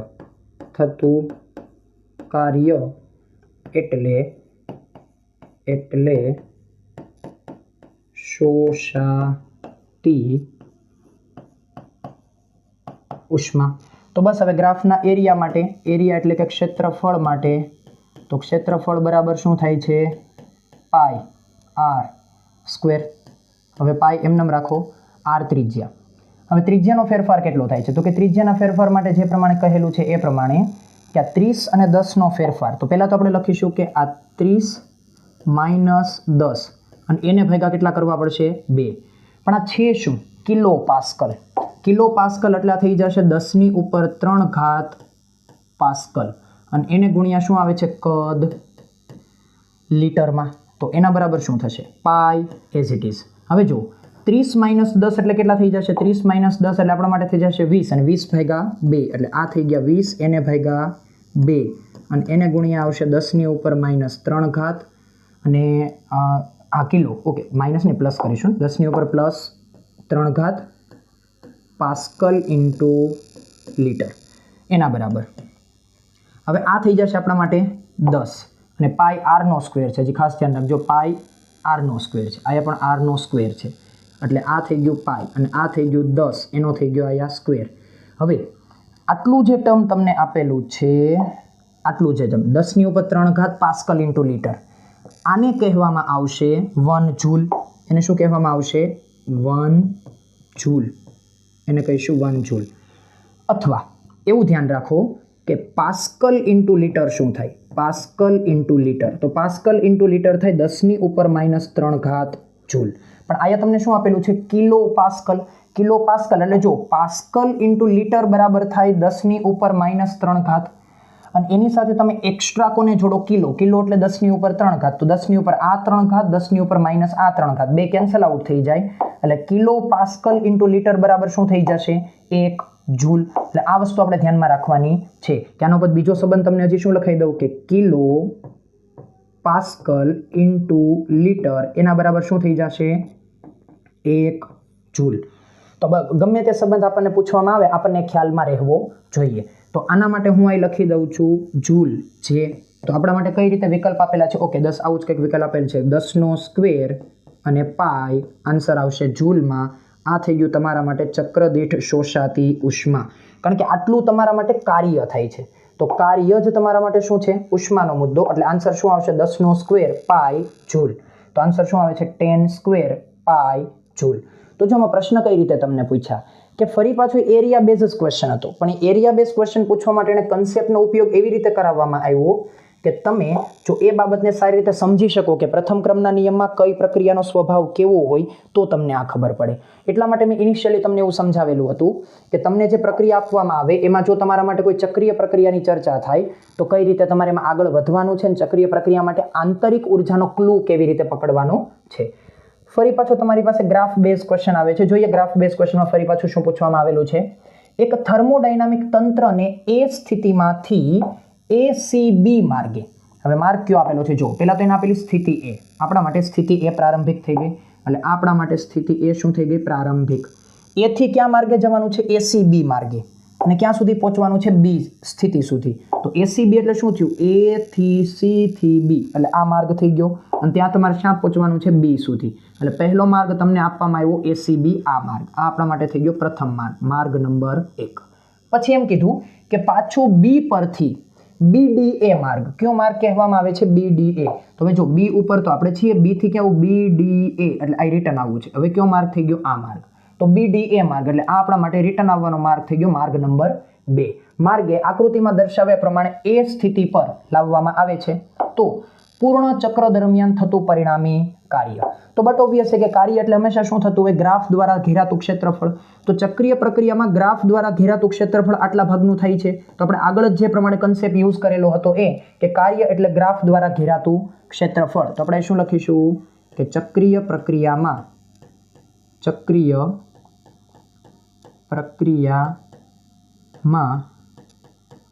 ગ્રાફ દ્વારા ઘેરાતું ક્ષેત્રફળ, ગ્રાફ દ્વારા ઘેરાતું ક્ષેત્રફળ એટલે કાર્ય. તો એના ઉપર આપણે શું લખી શકીએ કે W બરાબર, હવે એરિયા એટલે શું થશે A એટલે આ એવું કંઈક થશે ACBDA આવું કંઈક. તો કયો વિકલ્પ મેચ થાય એના માટે ACBDA એટલે આ એરિયા આપણે લઈને એમાં ચાલવાનું થાય. એટલે શું થશે A અહીંયાથી C પછી B પછી D અને ફરી પાછું A એટલે આ આપણા માટે થઈ ગયો આન્સર. તો આખું જે ચક્ર છે આટલું કમ્પ્લીટ કરો એટલે તમારા માટે થઈ ગયું કાર્ય. જો સાવ બેઝિક ક્વેશ્ચન, પણ જો આ વસ્તુને સારી રીતે સમજેલી હોય તો, નહીંતર પછી નાની નાની બાબતો પણ આપણને હેરાન કરી શકે. પછીનો એમસીક્યુ જોઈએ. હાઇડ્રોજન વાયુ માટે Cp - Cv એના બરાબર A. એટલે હાઇડ્રોજન વાયુ માટે Cp - Cv એના બરાબર શું આપી દેવામાં આવ્યું? A. અને ઓક્સિજન વાયુ માટે Cp - Cv એના બરાબર શું આપી દીધેલું છે? B. તો A અને B વચ્ચેનો સંબંધ શું થાય? હવે જો એક વસ્તુ સમજજો. બાળકો જો ઉતાવળ કરવા માંડ્યા છે, બહુ જાજુ બધું વિચારવા માંડ્યા છે કે હાઇડ્રોજન એટલે H2 એટલે કે દ્વિપરમાણવીય થાય, ઓક્સિજન એટલે O2 એ પણ દ્વિપરમાણવીય થાય, એના માટે કંઈક આવું થશે, મુક્તતાના અંશ આવા. પણ બાળકો થોડીક ધીરજ ધરો. એટલું સમજો કે Cp - Cv બરાબર તો હંમેશા R થાય. એટલે એનો અર્થ એવો થયો કે વિશિષ્ટ ઉષ્મા તરીકે તમે Cp અને Cv નો વિચાર કરો, તેનો તફાવત R. R એટલે વાયુ અચળાંક, અને વાયુ અચળાંક એટલે હંમેશા અચળ કિંમત. તો એનો અર્થ એવો થયો કે તમે વાયુ ગમે તે લ્યો, Cp - Cv બરાબર તો હંમેશા કેવું રહેવાનું છે? અચળ. એટલે આપણે એવું કહી શકીએ કે Cp - Cv એના બરાબર શું થાય? R. એ હંમેશા કેવું હોય? અચળ. એટલે એના કારણે એટલે આપણે એમ કહેવાનું કે આથી A અને B બંને સરખા જ થાય. સરખા જ થાય, એમાં કોઈ ફેર પડવાનો નથી. એટલે આપણે શું લખી શકીએ કે A બરાબર B. આવો સંબંધ બને. તો કયો વિકલ્પ મેચ થાય? વિકલ્પ D. એટલે જો ઘણી વખત જાજુ વિચારવાની જરૂર નથી હોતી, ઘણી વખત આમનું ઓછું વિચારવાની જરૂર હોય. તો આના માટે Cp - Cv એના બરાબર A. એટલે Cp - Cv બરાબર તો હંમેશા શું થઈ જવાનું છે? R. અને એના કારણે A બરાબર શું થઈ જશે? B. હવે પ્રશ્ન ત્યારે બદલી શકે કે જો કદાચ તમને એવું કહેવામાં આવે કે ભાઈ Cp/Cv એના બરાબર હાઇડ્રોજન વાયુ માટે માની લો કે A છે. આ કોના માટે છે? હાઇડ્રોજન વાયુ માટે. હાઇડ્રોજન ન લખું પણ H2 લખી દો એટલે તકલીફ ના પડે. અને એવું કહેવામાં આવે કે Cp/Cv એના બરાબર B છે. કોના માટે? O2 વાયુ માટે. બરાબર છે. તો આ પરિસ્થિતિમાં આપણને ખબર છે કે Cp/Cv એના બરાબર તો શું થતું હોય? તો કે Cp/Cv એના બરાબર થતું હોય ગામા. અને ગામા પોતે તમારા માટે શું છે? 1+2/f. 1+2/f. પણ હવે એક વસ્તુ બીજી હજી સમજો. જો આયા તમને આપેલો છે હાઇડ્રોજન વાયુ, તો હાઇડ્રોજન વાયુ અને ઓક્સિજન વાયુ બંને દ્વિપરમાણવીય છે. બરાબર? બંને કેવા છે? બંને દ્વિપરમાણવીય. દ્વિપરમાણવીય. અને બંને જો દ્વિપરમાણવીય હોય તો મુક્તતાના અંશ F બરાબર કેટલા થાય? 5. તો એ તમે ગામા બરાબર અહીં લખી દો કે ભાઈ ગામા બરાબર 1+2/5. તો આનો જવાબ આવશે 7/5. કોના માટે? બંને માટે. તો બંને માટે ગામા બરાબર 7/5 આવશે. તો હવે આ પરિસ્થિતિમાં A એટલે એકચ્યુઅલમાં શું? A એટલે એકચ્યુઅલમાં ગામા. અને A એટલે એકચ્યુઅલમાં ગામા થતો હોય તો A આપણા માટે શું બની ગયો? ગામા. B પણ આપણા માટે શું બની ગયો? ગામા. તો એ પરિસ્થિતિમાં અગેન Cp ક્યાં લખવાનું છે? હવે તો A અને B નો જ સંબંધ લખવો છે ને. તો એના પરથી અગેન આપણે એવું કહી શકીએ કે A = શું થશે? B. કારણ કે બંને કેવા છે? દ્વિપરમાણવીય. અને બંને દ્વિપરમાણવીય હોવાના કારણે Cp/Cv બરાબર ગામા થાય. બંનેનો ગામા કેવો આવ્યો? મેચિંગમાં આવ્યો 1+2/f. એ પરિસ્થિતિમાં આપણે બંને માટે શું કહી શકીએ? અગેન A બરાબર B. તો જો આ પ્રશ્ન તમને જે રીતે પૂછે એ રીતે, તમને જે રીતે પૂછેલું છે એ પ્રમાણે કે Cp - Cv એના બરાબર A, Cp - Cv એના બરાબર B, અથવા તો તમને પૂછવામાં આવે કે Cp/Cv બરાબર A અને Cp/Cv બરાબર B. તો એ પરિસ્થિતિમાં પૂછે તો પણ આપણી પાસે જવાબ કેવા હોવા જોઈએ? A બરાબર B. પણ વ્યવસ્થા ઓળખીને. જો આની જગ્યાએ તમને અહીંયા હાઇડ્રોજન વાયુ કીધેલો હોય અને અહીંયા તમને ઓક્સિજનની જગ્યાએ હિલિયમ કહી દેવામાં આવે તો પછી બંનેના ગામા સરખા થાય નહીં. તો એ પરિસ્થિતિમાં પછી તમારે કંઈક ગુણોત્તર સંબંધ દ્વારા A અને B નો સંબંધ મેળવવો પડે. એટલે જ્યારે એક પ્રકારના વાયુ હશે તો કંઈ તકલીફ નથી, અલગ અલગ પ્રકારના વાયુ હશે તો તકલીફ સિવાય બીજું કંઈ નથી. પછીનો ક્વેશ્ચન જોઈએ. એક વાયુ માટે R/Cv એના બરાબર 0.67. તો વાયુ ખાલી જગ્યા અણુઓનો બનેલો હશે. વિકલ્પો તમને આપ્યા છે આપણા જે કંઈ પરમાણવીય વ્યવસ્થાના પ્રકાર છે એના. તો હવે જુઓ, સૌથી પહેલા તો R/Cv એના બરાબર 0.67. હવે આને કંઈક આકાર આપવો પડશે કારણ કે આ બહુ કંઈ ગમતું હોય એવું લાગતું નથી. તો પહેલા તો યાદ કરો કે Cv બરાબર શું લખી શકાય? તો આપણે એવું કહી શકીએ કે Cv એના બરાબર શું થાય છે? NF/2 × R. હવે મોલની વ્યવસ્થાને આપણે લઈ લઈએ કે ભાઈ n બરાબર કેટલા? 1. મોલ બરાબર આપણે કેટલા લઈ લઈએ? n બરાબર 1. તો એના ઉપર આપણે એવું કહી શકીએ કે ભાઈ Cv એના બરાબર F/2 ઇન્ટુ R. હવે અહીંયા શું જોઈએ છે? R/CV. તો આપણે શું લખી શકીએ કે ચલો R એમનેમ રાખો અને આ CV ને આના છેદમાં જવા દો, એટલે R/ શું થઈ જશે? CV. R/ થઈ ગયા CV. તો અહીંયા બનશે 2/F. તો હવે એનો અર્થ એવો થયો કે R/CV એના બરાબર જવાબ તમારે કેટલો લઈ આવો છે? 0.67. તો આનો જવાબ તમારે લઈ આવો છે 0.67. તો એનો અર્થ એમ કે F બરાબર એવી કઈ કિંમત મૂકો કે 2/F બરાબર શું થાય? 0.67. તો એ પરિસ્થિતિમાં આપણે મૂકવાનું થશે 2/3. F બરાબર કેટલું મૂકવું પડશે? 2/3. તો એનો આન્સર કેટલો આવે? 0.666. એટલે એકચ્યુઅલમાં કેટલું બન્યું કહેવાય? 0.67. તો આપણા માટે F બરાબર શું લેવાનું થાય અહીંથી? આ પરિસ્થિતિમાં F બરાબર શું લેવાનું થયું? 3. તો કે આનો પછી એમ કહી શકે કે F બરાબર કેટલું લઈશું? 3. અને મુક્તતાના અંશ 3 કોના માટે હોય? એક પરમાણવીય માટે, એક પરમાણવીય માટે, એક પરમાણવીય અણુ. તો એના ઉપરથી આપણો જવાબ શું બનશે? એક પરમાણવીય અણુ. હવે જો તમને 0.67 ની જગ્યાએ બીજો કોઈ પણ આંકડો આપી દેવામાં આવે ને સંબંધ આ જ આપે R/CV એના બરાબર સમથિંગ ધેટ, એ પરિસ્થિતિમાં અગેન તમારે એ જ વિચાર કરવાનો કે R/CV બરાબર શું થાય? 2/F. અને F ની એવી કોઈ કિંમતનો વિચાર કરવાનો થાય, અથવા તો એમ જ સમજો ને ગાણિતિક સંબંધના જ રૂપે કે આના ઉપર ગાણિતિક સંબંધનો વિચાર કરો તો શું લખવાનું થાય? 2/0.67 એના બરાબર શું? F. તો આના ઉપરથી તમારે સીધો વિચાર કરવાનો કે આપણા માટે જવાબ શું બની શકે? F ની જે કિંમત આવી એ તમારા માટે પરમાણવીયતા થઈ જશે. ચાલો પછીના MCQ તરફ આગળ વધીએ. પાણીવાળા થર્મોમીટરથી કેટલું મહત્તમ તાપમાન નોંધી શકાય? હવે આપણે અલગ અલગ પ્રકારના થર્મોમીટરની વાત કરીએ, જેમાં આપણે મર્ક્યુરી હોય, આલ્કોહોલ હોય, અને આમાં અત્યારે જે પ્રમાણે કીધેલું છે એ પ્રમાણે પાણી. તો આપણે દરેક થર્મોમીટર માટે એક મર્યાદા સમજેલા છીએ કે જે તે તાપમાને ખુદ એની અંદર ભરવામાં આવેલું દ્રવ્ય એ પોતે જ શું થઈ જતું હોય છે? પોતાની જે પ્રવાહી સ્થિતિ છે એ છોડી અને વાયુ સ્થિતિમાં વહી જતું હોય. તો જો પોતાની પ્રવાહી સ્થિતિ છોડી અને વાયુ સ્થિતિમાં એની અંદર ભરેલું, એટલે કે થર્મોમીટર અંદર ભરેલું દ્રવ્ય કન્વર્ટ થઈ જતું હોય, તો પછી એ પોતે આપણને સ્કેલની ઉપર પ્રસરણ પામી અને તાપમાનનો જવાબ આપી શકે નહીં. તો પાણી માટે આવું ક્યારે થાય? 100 ડિગ્રી સેન્ટીગ્રેડ માટે, કારણ કે 100 ડિગ્રી સેન્ટીગ્રેડ એ પોતે શું થઈ જાય? વરાળની અંદર રૂપાંતરણ પામી જાય. એટલે એ પરિસ્થિતિમાં પછી તમે એના પ્રસરણને ઓબ્ઝર્વ કરી અને કોઈ માપન કરી શકવાના નથી. તો આપણા માટે આન્સર શું આવે કે મહત્તમ તાપમાન આપણને કેટલું આપી શકે? 100 ડિગ્રી. તો એનું કારણ શું છે કે 100 ડિગ્રી સેન્ટીગ્રેડ તાપમાને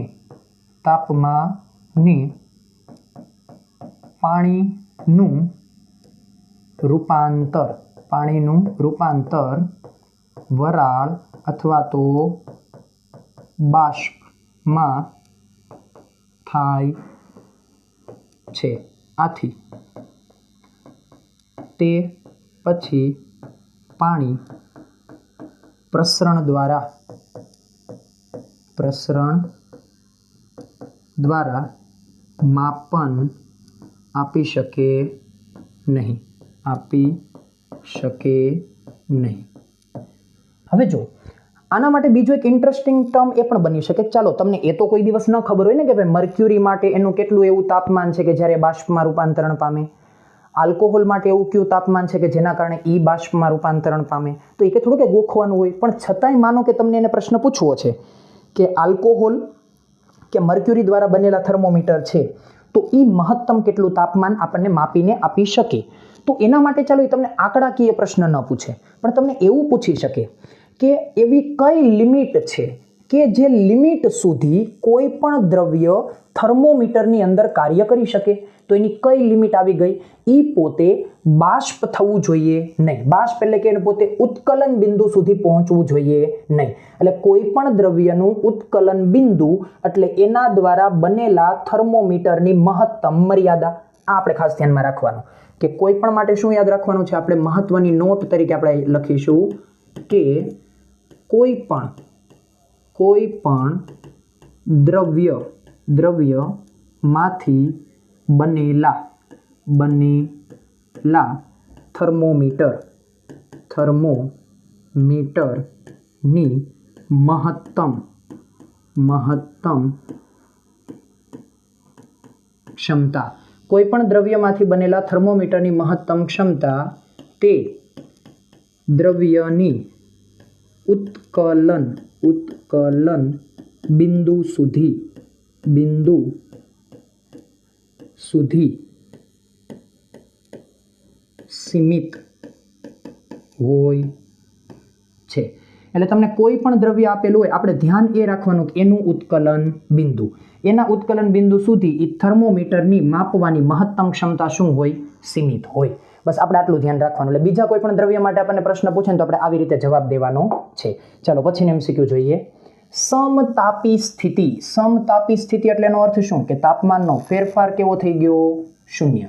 સમતાપી સ્થિતિમાં આદર્શ વાયુ A અને વાસ્તવિક વાયુ B ના કદ V થી 2V જેટલા વધે છે. એટલે કે સમતાપી સ્થિતિ છે અને કદમાં આપણે ફેરફાર કરવાનો છે. તો આંતરિક ઉર્જામાં વધારો કેટલો થાય? બહુ સિમ્પલ એવો ક્વેશ્ચન છે બાળકો, બહુ જાજુ બધું વિચારવા મળશે પણ જાજુ વિચારવાની જરૂર નથી, કારણ કે હું ઓલરેડી 2 થી 3 વાર આ લેક્ચરમાં ચર્ચા કરી ચૂકેલો છું કે આંતરિક ઉર્જા ડેલ્ટા U બરાબર શું થાય? NF/2 R અને ડેલ્ટા T અથવા તો NCV ડેલ્ટા T આવું કંઈક થાય. તો જો તમને એમ કહેવામાં આવતું એક સમતાપી પ્રક્રિયા છે અને સમતાપી પ્રક્રિયા માટે તાપમાનનો ફેરફાર શૂન્ય હોય તો કોઈ દિવસ એ પ્રક્રિયા માટે આંતરિક ઉર્જામાં કોઈ ફેરફાર થાય નહીં. એટલે આંતરિક ઉર્જાનો વધારો કેવો થાય? શૂન્ય. એટલે આપણે અહીંથી એવું કહી શકીએ કે delta U પ્રપોઝનલ to delta T શું છે? તાપમાનના ફેરફારને સમપ્રમાણમાં. આથી સમતાપી પ્રક્રિયામાં ડેલ્ટા U બરાબર શું થાય? શૂન્ય. તો એ પરિસ્થિતિમાં જવાબ શું આવશે? કે બંને વાયુ માટે ફેરફાર કેવો થશે? શૂન્ય, અથવા તો વધારો કેવો થશે? શૂન્ય. કોઈના માટે કોઈ પ્રકારનો વધુ કે ઓછોનો કોઈ સંબંધ બનવાનો નથી. પછીનો ક્વેશ્ચન જોઈએ. 40 જૂલ આંતરિક ઉર્જા ધરાવતા આંતરિક ઉર્જા ડેલ્ટા U બરાબર કેટલું આપવામાં આવેલું છે? 40 જૂલ. વાયુના તંત્રમાં 110 જૂલ ઉષ્મા ઉમેરવામાં આવે એટલે કે ડેલ્ટા Q બરાબર કેટલું આપવામાં આવેલું છે? 110 જૂલ આટલી ઉમેરવામાં આવે તો તેના વડે થતું કાર્ય, તો W બરાબર કેટલું? તો આપણે W બરાબર ફાઇન્ડ આઉટ કરવાનું છે. તો જો આ પહેલો એવો ક્વેશ્ચન આવ્યો કે જેમાં હેરાનગતિ વગર આપણે પ્રથમ ક્રમના નિયમનો ઉપયોગ કરવાનો છે અને જવાબ લઈ આવવાનો છે. તો ડેલ્ટા Q બરાબર ડેલ્ટા U પ્લસ W, અને આના ઉપરથી જેની કિંમતો આપી છે મૂકી દઈએ અને W ને કરતા બનાવીએ તો W બરાબર થશે delta Q minus delta U. અને ડેલ્ટા Q કેટલી આપવામાં આવેલી છે? 110. ડેલ્ટા U કેટલી આપેલી છે? 40. તો એ પરિસ્થિતિમાં જવાબ આવશે 70 જૂલ. તો કાર્ય કેટલું થશે? 70 જૂલ. કયો વિકલ્પ મેચ થશે? વિકલ્પ બી. આ પહેલો એવો ક્વેશ્ચન આવ્યો કે જેમાં પ્રથમ ક્રમના નિયમને કોઈ હેરાનગતિ વગર સીધો યુઝ કરવામાં આવ્યો. પછીનો MCQ છે.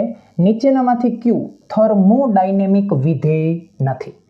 તો જો આનો જવાબ તો છે ને હકીકતમાં તમને કેમિસ્ટ્રીમાંથી સારી રીતે મળી શકે. શું કામ?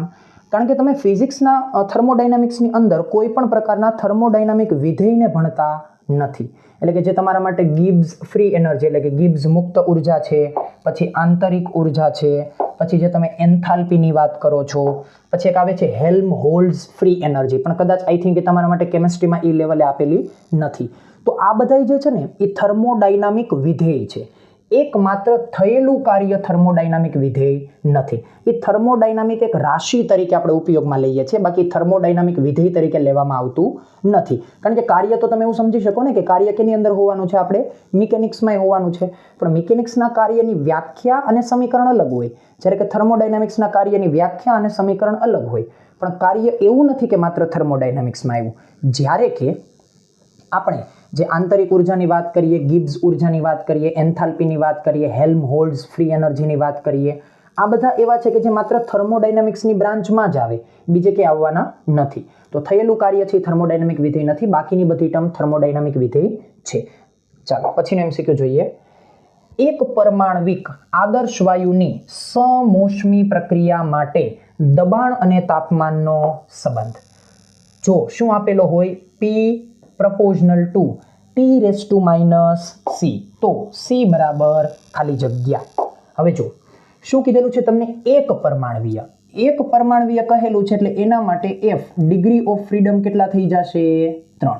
અને જો એક પરમાણુ માટે ડિગ્રી ઓફ ફ્રીડમ આટલા હોય તો ગામા કેટલું થાય તો કે ગામા બરાબર 1 + 2/f અને f બરાબર તમે 3 ની કિંમત મૂકો એટલે 1 + 2/3 અને એના બરાબર જવાબ બનશે 5/3 એટલે ગામા બરાબર તમને મળી ગયું. પ્રક્રિયા કયા પ્રકારની છે? સમોષ્મી પ્રક્રિયા છે. તો સમોષ્મી પ્રક્રિયા માટે તો આપણને ખબર છે p × v⁻γ બરાબર અચળ. પણ શું p અને v ની માહિતી આપી છે? નહીં. તમને કહેવામાં આવેલું છે કે દબાણ અને તાપમાનનો સંબંધ. તો દબાણ અને તાપમાન એટલે કે આપણે p-t રિલેશનમાં વિચાર કરવાનો છે.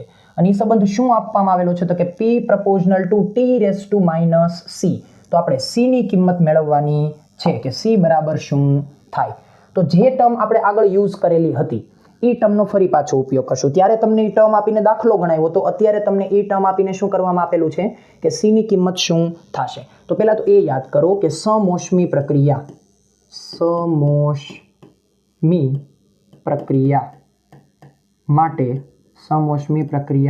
માટે PT નો સંબંધ.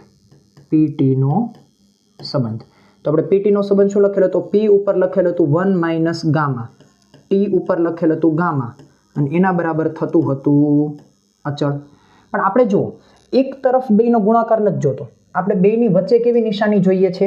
સમપ્રમાણતાની નિશાની જોઈએ છે.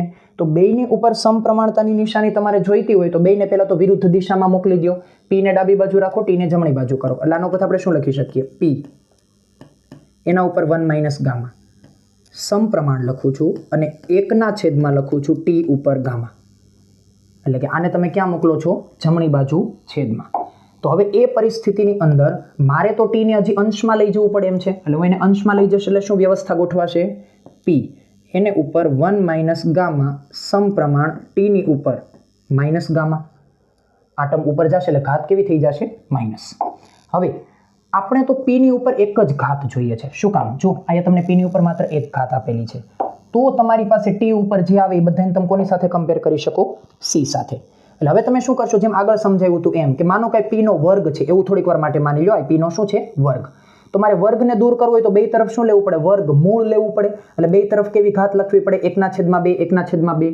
તો એ પરિસ્થિતિમાં હું શું કરીશ? અહીં P સમપ્રમાણ T ની ઉપર માઇનસ અને હવે અહીં લખવામાં આવશે ગામા અને એના છેદમાં 1 - ગામા આવી ઘાત લખવામાં આવશે. એટલે બંને તરફ આપણે ઘાતને દૂર કરી દીધી. તો બસ હવે આટલું પદ જ તમારા માટે શું બની જશે? આટલું પદ જ તમારા માટે જે સંબંધ આપેલો છે એ પ્રમાણે કે P સમપ્રમાણ T ની ઉપર -C. એટલે આટલું ટર્મ જ તમારી સાથે કોની જોડાશે? C ના ટર્મમાં. તો બસ આપણને આ શું છે તો કે આપેલ છે. આ આપણને શું છે? આપેલ છે. તો એના ઉપર આપણને એવી ખબર પડી કે ભાઈ C બરાબર શું થાય? C બરાબર થઈ જશે ગામા અપોન 1 - ગામા. C બરાબર કંઈક આવું થશે. તો બસ હવે તો ગામાની કિંમત ઓલરેડી આપણી પાસે છે 5/3. તો કિંમતો રાખી દો કે C બરાબર ગામા અપોન 1 - ગામા. ગામાની કિંમત કેટલી થઈ જશે? અહીં 5/3 છેદમાં પણ 1 - 5/3 એના બરાબર અંશમાં તો શું રહેશે? હજી 5/3 અને છેદમાં આપણે સિમ્પ્લિફિકેશન આપો એટલે 3 - 5 એટલે ટૂંકમાં 2/3. શું થશે? 2/3 પણ કેવા માઇનસ? કારણ કે 3 - 5 એટલે 2/3 એના બરાબર. આ 3 કેન્સલ તો વધશે -5/2. શું વધશે? -5/2. તો એના ઉપરથી C ની કિંમત આપણા માટે મોડ વેલ્યુ અનુસાર જઈએ તો મોડ વેલ્યુ અનુસાર શું થશે કે C બરાબર થાય છે તો -5/2 પણ મોડ વેલ્યુ અનુસાર કેટલું થઈ જશે? 5/2. તો કયો વિકલ્પ મેચ થશે? વિકલ્પ મેચ થશે B. તો આપણા માટે આન્સર. તો જો પ્રશ્નો તમને જે એક જ પ્રકારની ટર્મ છે એમાંથી વૈકલ્પિક રીતે બનાવ્યા. હજી આગળ જતાં તમને આ જ PT માટે મેં કહેલું હતું કે NEET 2013 ની અંદર ખાલી એવું પૂછવાના છે કે ભાઈ P અને T વચ્ચેનું રિલેશન સમોષ્મી પ્રક્રિયા માટે શું થાય? ખાલી તમને આવું પૂછવાના છે. એટલે આ પ્રકારના પ્રશ્નો આપણી સામે એમનેમ રિપીટેડલી આવે છે. આપણે આને સારી રીતે ધ્યાનમાં લેવાના છે. ચાલો પછી MCQ જોઈએ. આદર્શ કાર્નોટ એન્જિનની કાર્યક્ષમતા 40% છે. એટલે કે કાર્નોટ એન્જિન છે જેના માટે અત્યારે કાર્યક્ષમતા કેટલી આપેલી છે? 40%. એટલે એને આપણે માની લઈએ η1 બરાબર 40% ને મૂલ્યમાં લખો તો શું લખાય? 0.4. અને ઉષ્મા પ્રાપ્તિ સ્થાનનું તાપમાન. ઉષ્મા પ્રાપ્તિ સ્થાનનું તાપમાન એટલે આપણા માટે શું બને? T1 બરાબર તમને શું આપવામાં આવેલું છે? 500 કેલ્વિન. જો ઠારણ વ્યવસ્થાનું તાપમાન એટલે આપણા માટે કોણ બનવાનું છે? T2. કે ઠારણ વ્યવસ્થાનું તાપમાન અચળ રાખીને હવે તેની કાર્યક્ષમતા કેટલી કરાવવામાં આવે?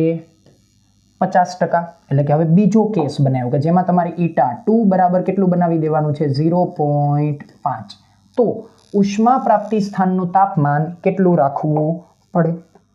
એટલે હવે મુદ્દો કેવો થયો? બે વખત તમારે દાખલો ગણવાનો છે. પહેલી વખત તમારે દાખલો ગણવાનો છે જેમાં તમને કાર્યક્ષમતા આપી દીધી છે કેટલી? 0.4. એ પહેલી વખતની પરિસ્થિતિમાં તમને પ્રાપ્તિ સ્થાનનું તાપમાન આપેલું છે 500 કેલ્વિન. એટલે આપણે શું કરશું કે પહેલી વખત દાખલો ગણી અને T2 એટલે કે આપણા માટે ઠારણ વ્યવસ્થાનું તાપમાન આપણે મેળવી આવશું. પછી એમ કીધું કે બીજી વાર આ પ્રક્રિયા કરો જેમાં તમારે ઠારણ વ્યવસ્થાનું તાપમાન એનું રાખવાનું. એટલે પહેલી વખતથી મેળવેલી ઠારણ વ્યવસ્થાનું તાપમાન બીજી વખત આપણે એનું રિપ્લેસ કરવાનું અને હવે એ પરિસ્થિતિમાં નવી કાર્યક્ષમતા મૂકી અને આપણા પ્રાપ્તિ સ્થાનનું તાપમાન આપણે મેળવવાનું. બસ આવી રીતે છે. તો આપણે એવું કરીએ કે પ્રથમ પરિસ્થિતિ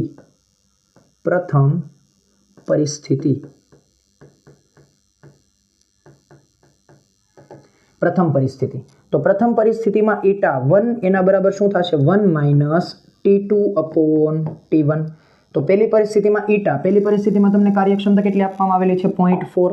એટલે અહીં આપણે લખીશું 0.4 એના બરાબર થશે 1 - હવે T2 એટલા માટે આપણા માટે ઠારણ વ્યવસ્થા છે આપણને ખબર નથી. T2/T1. T1 આપણને કેટલું આપેલું છે? પહેલી પરિસ્થિતિની અંદર 500 કેલ્વિન આપેલું છે. એટલે આપણે અહીં શું યુઝ કરીશું? 500 કેલ્વિન. બસ હવે આપણે જે કંઈ સિમ્પ્લિફિકેશન આપવાનું છે સિમ્પ્લિફિકેશન આપીએ તો જો આ -T2/500 છે ને એનું ડાબી બાજુ લઈ આવો એટલે પ્લસ થઈ જાય એટલે T2/500 તો એના બરાબર થશે 1 - 0.4 અને એના બરાબર આન્સર થશે 0.6.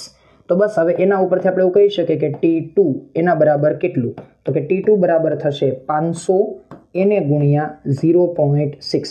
6 × 5 = 30 એટલે આ જવાબ થશે 300 કેલ્વિન. કે ઠારણ વ્યવસ્થાનું તાપમાન કેટલું છે? 300 કેલ્વિન. આ કોનું તાપમાન થયું? ઠારણ વ્યવસ્થાનું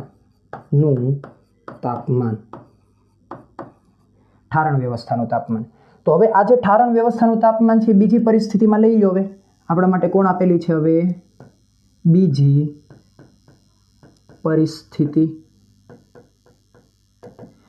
બીજી પરિસ્થિતિની અંદર હવે તમને કાર્યક્ષમતા આપેલી છે η2 એના બરાબર 1 - T2/T1. તો હવે જો બીજી પરિસ્થિતિમાં તમને કાર્યક્ષમતા કેટલી આપેલી છે? 0.5.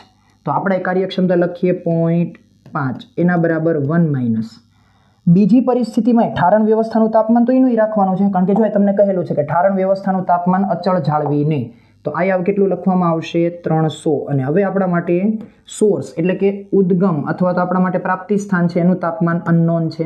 તો ફરી પાછું આ માઇનસ છે એને હું જમણી બાજુમાં ડાબી બાજુ લઈ જાઉં એટલે પ્લસ એટલે આ લખાશે 300 એને ભાગ્યા T1 એના બરાબર થશે 1 - 0.5 અને 1 - 0.5 એટલે 0.5.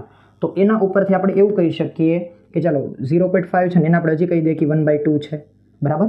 તો એના ઉપરથી આપણા માટે T1 બરાબર શું બનશે? તો કે T1 બરાબર થઈ જશે 300 અને એને ગુણ્યા થઈ જશે 2 એટલે T1 બરાબર બની જશે 302 એટલે કેટલા થઈ ગયા? 600 કેલ્વિન. તો બીજી પરિસ્થિતિમાં આપણા માટે ઉષ્મા પ્રાપ્તિ સ્થાનનું તાપમાન કેટલું બનશે? 600 કેલ્વિન. તો કયો વિકલ્પ મેચ થાય? વિકલ્પ A. તો અત્યાર સુધીના MCQમાં આપણા માટે પહેલી વાર MCQ આવ્યો કોનો? કાર્નોટનો. અને એ MCQ તમે જોઈ શકો છો કે એકવાર પ્રશ્નનો નથી. આ પ્રશ્ન તમારા માટે કઈ રીતે છે? 2 વાર છે. હવે છેલ્લે તો તમને નીટ લગભગ 2021માં હાવ નોમિનલ એવો ક્વેશ્ચન પૂછ્યો હતો કે પાણીના ઉત્કલન બિંદુ અને કંઈક પાણી માટેના જે ઠાર બિંદુ બેયની વચ્ચે કાર્ય કરતું જે કાર્નોટ એન્જિન હોય પાણીનું ઉત્કલન બિંદુ એટલે કેટલું ગણવાનું થાય? 100 ડિગ્રી સેન્ટીગ્રેડ. કેલ્વિન અનુસાર શું થઈ જાય? 373. ઈ તાપમાન અને પાણીનું ઠાર બિંદુ એટલે કેટલું લેવાનું થાય? 0 ડિગ્રી સેન્ટીગ્રેડ. તો 0 ડિગ્રી સેન્ટીગ્રેડ માટે આપણે કેલ્વિનમાં મૂલ્ય કેટલું લખવાનું થાય? 273 કેલ્વિન. તો આ બે તાપમાનની વચ્ચે કાર્ય કરતા કાર્નોટ એન્જિન માટેની કાર્યક્ષમતા કેટલી? તો બટ ઓબ્વિયસ છે કે તમને ઉત્કલન બિંદુ અને ઠાર બિંદુના શબ્દ પ્રયોગથી કેની માહિતી આપી દેવામાં આવી? તાપમાનની માહિતી આપી દેવામાં આવી. એટલે તમે વધુ તાપમાન હોય એને તમે લેશો પ્રાપ્તિ સ્થાનનું તાપમાન જે તમે લેશો 373 અને ઓછું તાપમાન હોય એને તમે લેશો સિંક, એનું તાપમાન, એટલે એ તમારા માટે કેટલું બનશે 273. આ બે ઉપરથી તમે ઈટાવાળો સંબંધ વાપરો 1 - T2/T1, એટલે તમને કોનું મળી જશે? ઠાર બિંદુ અને ઉત્કલન બિંદુ વચ્ચે કાર્ય કરતા કાર્નોટ એન્જિન માટેની કાર્યક્ષમતા. આ લગભગ નીટ 2021નું ક્વેશ્ચન છે. એટલે જ્યારે તમને એક સ્ટેપમાં ક્વેશ્ચન પૂછે ને ત્યારે થોડુંક કંઈક આવું અટપટું બનાવે કે જેમાં તમને છે ને માહિતી સીધી ન આપે, માહિતી થોડા ઘણા અંશે કેવી આપે? ખોઈ નાખે. થોડીક એવી માહિતી તમને ક્લૂના રૂપમાં છુપાવી દેવામાં આવે અને એ રીતે પ્રશ્ન પૂછવામાં આવે. એટલે આપણે બધી બાબતોને માનસિક રીતે તૈયાર રાખવાની છે અને શબ્દોનો અર્થ પકડી રાખવાનો છે. પછી છે સમોષ્મી ફેરફાર અનુભવતા આદર્શ વાયુ માટે નીચેનામાંથી દબાણ અને તાપમાનનો સંબંધ કયો? તો આપણે લખેલું જ હતું અને મેં હમણાં વાત પણ કરેલી હતી કે દબાણ એટલે P⁻1 ગામા ઇન્ટુ T⁻, એના બરાબર શું આવશે? અચળ. આવી આપણે ચર્ચા કરેલી હતી અને મેં પણ કહેલું હતું કે નીટ 2013નો ક્વેશ્ચન છે, તમે જોઈ શકો છો. જો PMT 1996માં પૂછેલો હતો, નીટ 2013માં રિપીટ કરવામાં આવ્યો અને ઓલરેડી અત્યાર સુધીમાં આપણે આના ઉપરથી 2 થી 3 દાખલા ગણી ચૂકેલા છીએ. તો આપણા માટે આન્સર કોણ બનશે? P⁻1 ગામા T⁻ બરાબર અચળ. વિકલ્પ મેચ થાય છે ડી. તો ઘણું બધું ટુ ધ પોઈન્ટ છે જે આપણને આવી રીતે પૂછાય છે. પછીનો MCQ જોઈએ. જો હવે ફરી પાછો એ જ MCQ આવ્યો, સમોષ્મીનો જ. પણ હવે સમોષ્મીનો આ MCQ જે છે તમારા માટે પહેલા PT રિલેશન હતો, હવે આ PT રિલેશન નથી. PT રિલેશનની જગ્યાએ કદનો સંબંધ આપવામાં આવ્યો છે. મેં ત્યારે પણ તમને એવું કહેલું હતું કે આવું હજી એક MCQ PMTની અંદર છે. તો જોઈએ આની અંદર શું માહિતી આપેલી છે. 18 ડિગ્રી સેન્ટીગ્રેડ ટેમ્પરેચર, એટલે તમને તાપમાન કેટલું આપવામાં આવેલું છે? ઇનિશિયલ તરીકે T1 તરીકે તમને આપી દેવામાં આવેલું છે 18 ડિગ્રી સેન્ટીગ્રેડ. 18 ડિગ્રી સેન્ટીગ્રેડને 273 એને વત્તા કરવું પડશે 18, ત્યારે કેમાં કન્વર્ટ થશે? કેલ્વિનમાં. તો 273 વત્તા 18 કેટલું થઈ જશે? 8 ને 3 11, 273 વત્તા 18 માટે જવાબ કેટલો આવશે કેલ્વિનમાં? 291. એટલે આ કેટલું થઈ ગયું તમારા માટે? 291 કેલ્વિન. આ થઈ ગયું તમારા માટે T1, એટલે પહેલા કેસની અંદરનું તાપમાન. આટલા તાપમાને રહેલો કેવો વાયુ? દ્વિપરમાણવીય વાયુ. જો કદાચ જરૂરિયાત પડે તો દ્વિપરમાણવીય વાયુ માટે F બરાબર કેટલું મૂલ્ય થઈ જશે આપણા માટે? F બરાબર દ્વિપરમાણવીય વાયુ માટે થઈ જશે 5.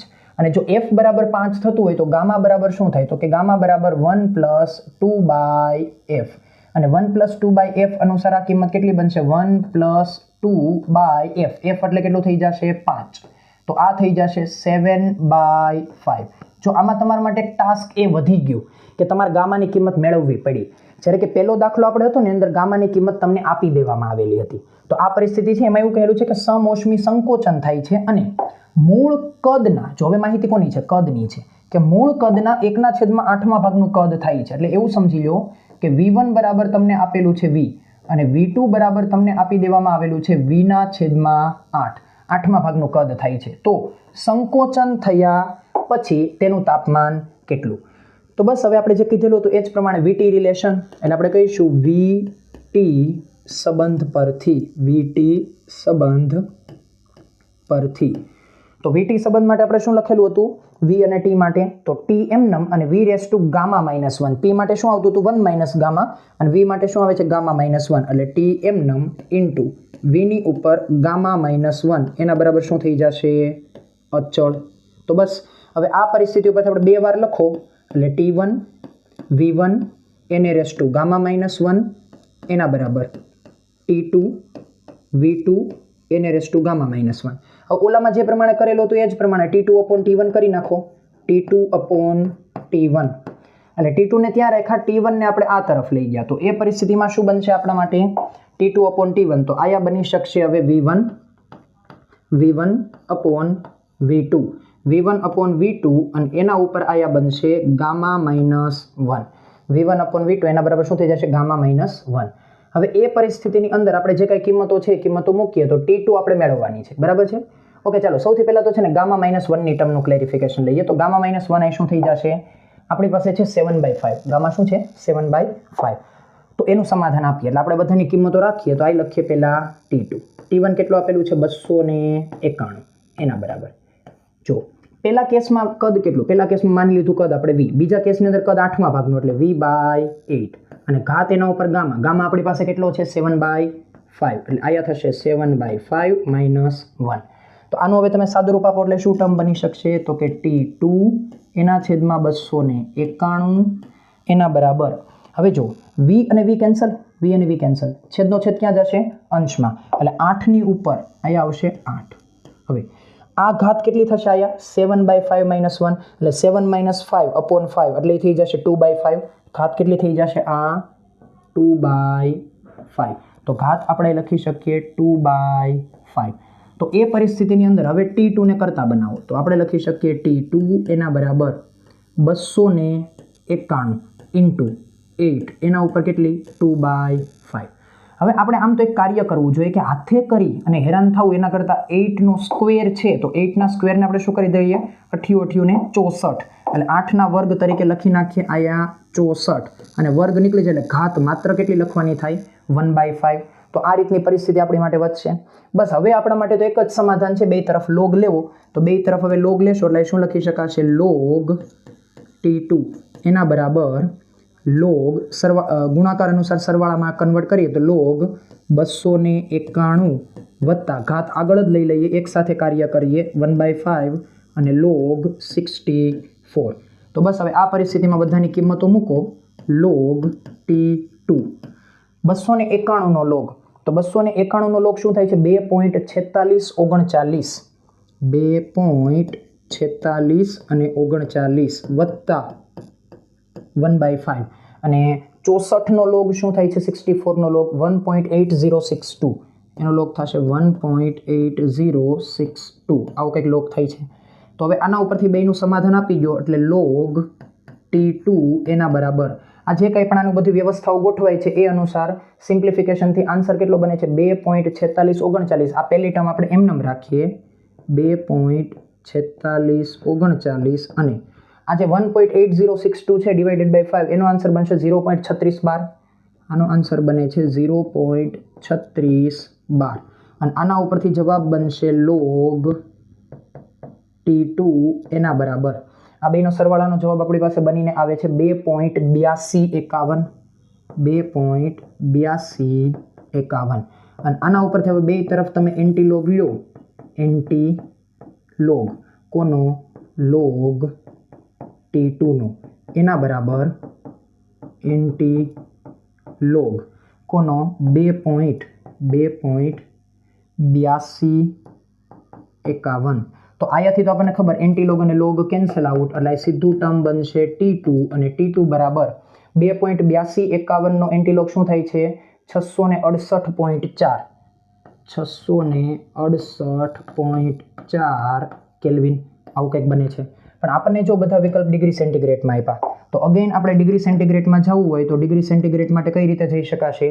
તો કે ડિગ્રી સેન્ટીગ્રેડ માટે આ જે 668.4 છે એમાંથી 273 બાદ કરવાના એટલે 668.4 માઇનસ 273 તો એના ઉપરથી ડિગ્રી સેન્ટીગ્રેડ બરાબર શું થઈ જશે? તો ડિગ્રી સેન્ટીગ્રેડનો આન્સર આવશે 395.4 ડિગ્રી સેન્ટીગ્રેડ. તો કયો વિકલ્પ એનો છે? 395. ઓકે, વિકલ્પ મેચ થાય છે સી. તો જો તમારે માત્ર મેથડને પકડવાની છે. ઓલરેડી એક પ્રશ્ન તમારા માટે કયા સંબંધમાં આવી ગયો? તો પીટી રિલેશનમાં. અત્યારે આ પ્રશ્ન આવી ગયો વીટી રિલેશનમાં. પી અને વી પૂછે તો કોઈ ચિંતા જેવું કંઈ છે જ નહીં. બંનેની અંદર તમારા માટે વાર્તા શરૂ થઈ છે આ ભાગથી, કારણ કે લોગ અને એન્ટીલોગ. બાકી જે કંઈ પણ તમારા માટે આયા સુધીની ટર્મ છે એમાં કોઈ કંઈ નવીન બાબત છે નહીં. તો બસ આટલી વ્યવસ્થા તમારે જોવાની કે ભાઈ તમારે લોગ અને એન્ટીલોગનું સરખું ધ્યાન રાખો એટલે તમારા માટે ક્યાંય કોઈ પ્રોબ્લેમ છે નહીં. પણ તમે મેથડ સમજી લેશો એટલે તમને સારી રીતે આ બધા પ્રશ્નોનું સમાધાન મળી જશે. પછીના એમસીક્યુમાં આગળ વધીએ. એક વાયુના નમૂનાનું કદ V1 થી V2 જેટલું વિસ્તરણ થાય છે. એટલે એનો અર્થ એવો થઈ ગયો કહેવાય કે ભાઈ V1 જે છે એ તમારા માટે શું છે? તો કે V1 જે છે એ તમારા માટે નાનું છે અને V2 મોટું છે એટલે V1 લેસ ધેન શું થાય? V2. તો જેનું શું થઈ શકે? વિસ્તરણ થાય છે. જો વિસ્તરણ ખાલી જગ્યા હોય તો વાયુ વડે મહત્તમ કાર્ય થાય. એટલે કાર્ય તમારે કેવું ફાઇન્ડ આઉટ કરવાનું છે? મહત્તમ. હવે આપણે એવું તો સમજેલા હતા કે હંમેશા કોઈ પણ પીવી ડાયાગ્રામ તરીકે તમારી સામે આ ટર્મ છે, આ આપણે લખી નાખીએ P અને આ આપણે લખી નાખીએ કદ V. અને તમને એવું કહેલું છે V1 થી V2 એટલે આપણે આની ઉપર બે પોઈન્ટ એવા લઈ લઈએ કે ભાઈ માની લો કે આ આપણા માટે શું છે? V1. આ આપણા માટે થઈ ગયું V1 અને આ આપણા માટે થઈ ગયું V2. તો માની લો કોઈ પ્રક્રિયા છે, પ્રક્રિયા I થી શરૂ થાય છે. ચાલો આ પ્રક્રિયા માટેનું શરૂઆત છે એટલે આ આપણા માટે થઈ ગયું A પોઈન્ટ. તો તો પ્રક્રિયા આપણા માટે ટોટલ કેટલા પ્રકારની છે? 4. સમતાપી, સમદાબી, સમકદ અને સમોષ્મી. તો એ પરિસ્થિતિ અનુસાર આપણને અલગ અલગ ગ્રાફ ક્યાં ક્યાં મળે છે? તો કે જો પ્રક્રિયાની અંદર દબાણ અચળ રહેતું હોય તો એ આપણે ગ્રાફ કેવી રીતે ડ્રો કરીએ છીએ? તો કે એ પ્રક્રિયાનો ગ્રાફ કંઈક આ રીતે ડ્રો થાય છે અને એ પ્રક્રિયા આ રીતે આપણને મળે છે. આને આપણે કહીએ છીએ સમદાબી પ્રક્રિયા. એ જ રીતે જો તમારી પાસે કદ અચળ રહેતું હોય તો એ માટે તમારે પ્રક્રિયા કેવી ડ્રો કરવાની થાય? પ્રક્રિયા આ રીતે ડ્રો કરવાની થાય અને એ પ્રક્રિયા આપણા માટે શું બનશે? સમકદ પ્રક્રિયા. સીધો લીટો હોય, ઊભો લીટો, સીધો, તો એ કેવી બનશે તમારા માટે? સમકદ. એ જ રીતે તમારા માટે બીજી પ્રક્રિયાઓ બે છે, સમતાપી અને સમોષ્મી. તો એમાં પછી આપણે એવું કહીએ છીએ કે જેનો ઢાળ મહત્તમ અને જેનો ઢાળ ન્યૂનતમ, એ બે માટે કહું છું, ઓલ ઓવર નથી કહેતો. એ બે માટે જેનો ઢાળ મહત્તમ એ આપણા માટે કઈ બનતી હતી? સમોષ્મી. અને જેનો ઢાળ એ બે પૈકી ઓછો એ આપણા માટે બનતી હતી સમતાપી.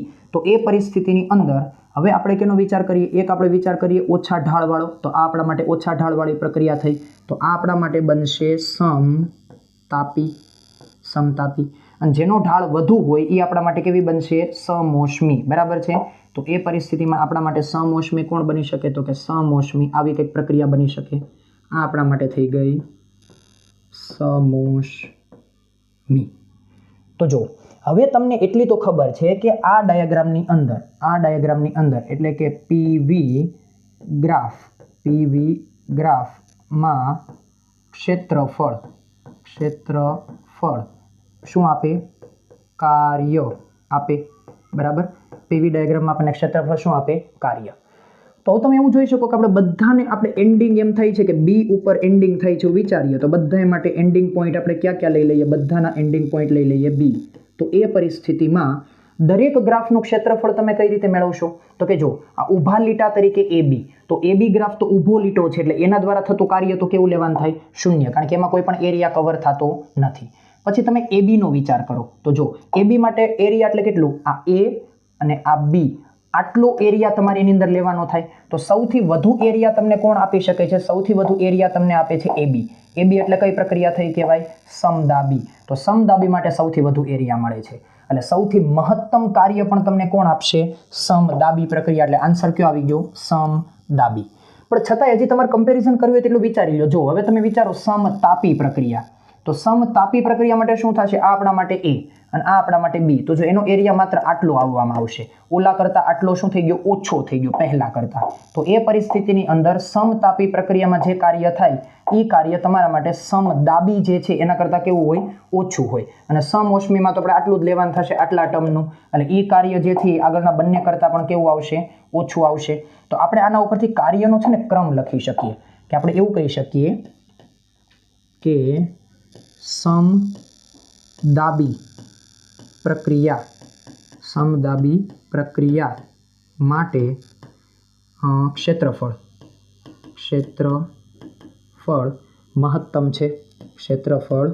મહત્તમ છે. આથી કાર્ય કેવું થશે? મહત્તમ થશે. આ આપણા માટે પરિણામ બની ગયું. પણ માની લો કે તમને કાર્યનો ક્રમ પૂછવામાં આવે તો આપણા પ્રશ્નનો જવાબ તો આવી ગયો, સમદાબી આપણે આપી દીધું, પણ આપણને કાર્યનો ક્રમ પૂછે તો કે કાર્યના મૂલ્યનો ક્રમ, કે કાર્યના મૂલ્યનો ક્રમ, કે કેની અંદર કેટલું કાર્ય થાય. તો હું એમ કહું કે કાર્ય કોની અંદર? સમદાબી પ્રક્રિયામાં.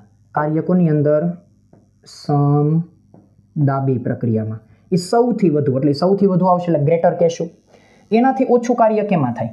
સમતાપીમાં. એટલે એનાથી ઓછા ક્રમે કોણ આવશે? કાર્ય કોનું? સમતાપીનું. પછી એનાથી ઓછું કાર્ય કેમાં થાય? સમોષ્મી, કારણ કે એનો એરિયા અહીંથી ઓછો આવે છે એટલે W. આ કોના માટે લખીએ? સમોષ્મી. અને એનથી પણ ઓછું કાર્ય કોની અંદર થશે? W. કોના માટે? સમકદ માટે. તો આ તમારા માટે બીજો MCQ થઈ ગયો કે તમને કાર્ય માટે ચડતા ઉતરતા ક્રમની વ્યવસ્થા પૂછે કે કોના માટે વધુ, કોના માટે ઓછું, અથવા ચાલો ચડતા ઉતરતા ક્રમમાં ના પૂછે પણ બે પ્રક્રિયા માટે કાર્યનો સંબંધ પૂછે કે આ બે પ્રક્રિયા માટે કાર્યનો સંબંધ શું હોય. તમાથી તમે કોઈ પણ બે પ્રક્રિયા માટે કાર્યનો સંબંધ સારી રીતે લખી શકવા જોઈએ. હજી બીજું કહું કે લગભગ નીટ 2018 કે નીટ 2019 આ ક્વેશ્ચનને તમને આવી રીતે ગ્રાફ આપેલો છે અને ગ્રાફ આપીને એમ કહી દીધેલું છે કે આ પ્રક્રિયા તમારા માટે 1, પછી તમારા માટે આ સમતાપી પ્રક્રિયા છે પ્રક્રિયા નંબર 2, અને પછી તમારા માટે સમોષ્મી પ્રક્રિયા છે પ્રક્રિયા નંબર 3, અને એને અનુસાર પછી તમારા માટે સમકદ પ્રક્રિયા નંબર 4. એ 4 પ્રક્રિયાના નામ, આવી રીતનો ગ્રાફ અને જોડકા જોડોની વ્યવસ્થા આપી છે કે પ્રક્રિયા 1 2 3 4, એક તરફ કોલમ એમાં બધી પ્રક્રિયાના ખાલી નામ 1 2 3 4, બીજી તરફ પ્રક્રિયાઓના નામ અલગ અલગ કે ભાઈ સમકદ, સમોષ્મી, સમતાપી, સમદાબી અને જોડકા જોડો. તો આના ઉપર આપણે આટલું ધ્યાન રાખવાનું કે આ પ્રશ્ન અત્યારે કરેલો હોય તો હવે નીટ 19 કે 18 નો જે ક્વેશ્ચન હોય એ આપણાથી જોડકા જોડોનો પ્રશ્ન થઈ જવો જોઈએ. તો જો આ બધી બાબતો આ રીતે રિપીટ થાય છે, અલગ અલગ દ્રષ્ટિથી જોઈએ તો ખબર પડે, બાકી નહીતર કદાચ ગમે એટલા MCQ સોલ્વ કરી આપણા માટેનો કોઈ અર્થ નથી. એનાલિસિસ જ આપણા માટે બધા પ્રશ્નોનું સમાધાન છે. ચાલો પછીનો MCQ જોઈએ. 100 ડિગ્રી સેન્ટીગ્રેડ અને -23 ડિગ્રી સેન્ટીગ્રેડ તાપમાને વચ્ચે કાર્ય કરતા કાર્નોટ એન્જિનની કાર્યક્ષમતા કેટલી? હવે જો આમાં જે મેં કીધું હતું એ પ્રમાણે કે તમને માત્ર સમીકરણ ઉપર કાર્યક્ષમતાનો પ્રશ્ન આપવામાં આવેલો છે. તો આની અંદર આપણે શું કરશું કે આની અંદર આપણને જે વ્યવસ્થા આપેલી છે એમાં આપણે એક જ કાર્ય કરવાનું છે કે પહેલા તાપમાન ઓળખી લો, કોણ એના ઉષ્મા પ્રાપ્તિ સ્થાનનું તાપમાન હોય અને કોણ એના માટે સિંકનું તાપમાન હોય. તો જે તાપમાન વધુ એ કોનું હોય? ઉષ્મા પ્રાપ્તિ સ્થાનનું. તો આપણે એવું કહી શકીએ કે T1 બરાબર તમને કેટલું આપવામાં આવેલું છે? 100 ડિગ્રી સેન્ટીગ્રેડ. પણ એને આપણે કન્વર્ટ કરવું છે કે એમાં કેલ્વિનમાં, એટલે 273, એટલે એના બરાબર કેટલું થઈ જશે? 373 કેલ્વિન. -23 ડિગ્રી સેન્ટીગ્રેડ ઓછું તાપમાન છે એટલે સિંકનું તાપમાન હોય, એટલે કે ઠારણ વ્યવસ્થા T2 માઇનસ કેટલા? 23, અને એને આપણે એડ કરીએ કે એમાં 273માં, તો એ થઈ જશે 250 કેલ્વિન. તો એના માટે તમારે કાર્યક્ષમતા જોઈએ તો ઈટા બરાબર શું થઈ જાય? 1 - T2/T1, અને એના બરાબર 1 - T2. T2 આપણને કેટલું આપેલું છે? 250. એને ભાગ્યા T1 કેટલું આપવામાં આવેલું છે? 373. તો બસ આ સંબંધ અનુસાર લખો 373 - 250, એને ભાગ્યા 373. બસ જો આવું જ છે, કોઈ સાદુરૂપ આપવાનું નથી. તો કયો વિકલ્પ મેચ થાય? 373 - 250 એના છેદમાં 373. વિકલ્પ મેચ થાય છે ડી.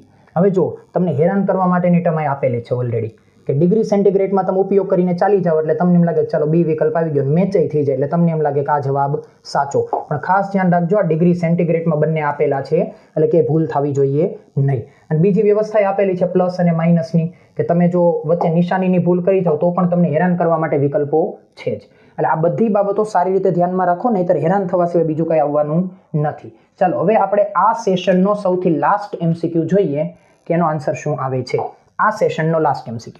વાયુની અચળ દબાણે વિશિષ્ટ ઉષ્મા અને અચળ કદે વિશિષ્ટ ઉષ્માનો ગુણોત્તર ગામા છે. એટલે તમને એવું કહી દીધેલું છે કે ભાઈ CP/CV એના બરાબર શું છે? ગામા છે. જાણે કેમ આપણને ખબર ન હોય. જ્યારે અચળ દબાણે વાયુનું કદ V થી કેટલું થાય? 2V. જો અચળ દબાણે એટલે દબાણ અચળ રાખીને કદનો ફેરફાર કરવાનો, કેટલો? V થી 2V થાય ત્યારે આપેલા જથ્થાના વાયુની આંતરિક ઉર્જાનો ફેરફાર. હવે પહેલા તો એટલું સમજો કે તમને અહીં ડેલ્ટા V બરાબર કેટલું આપ્યું?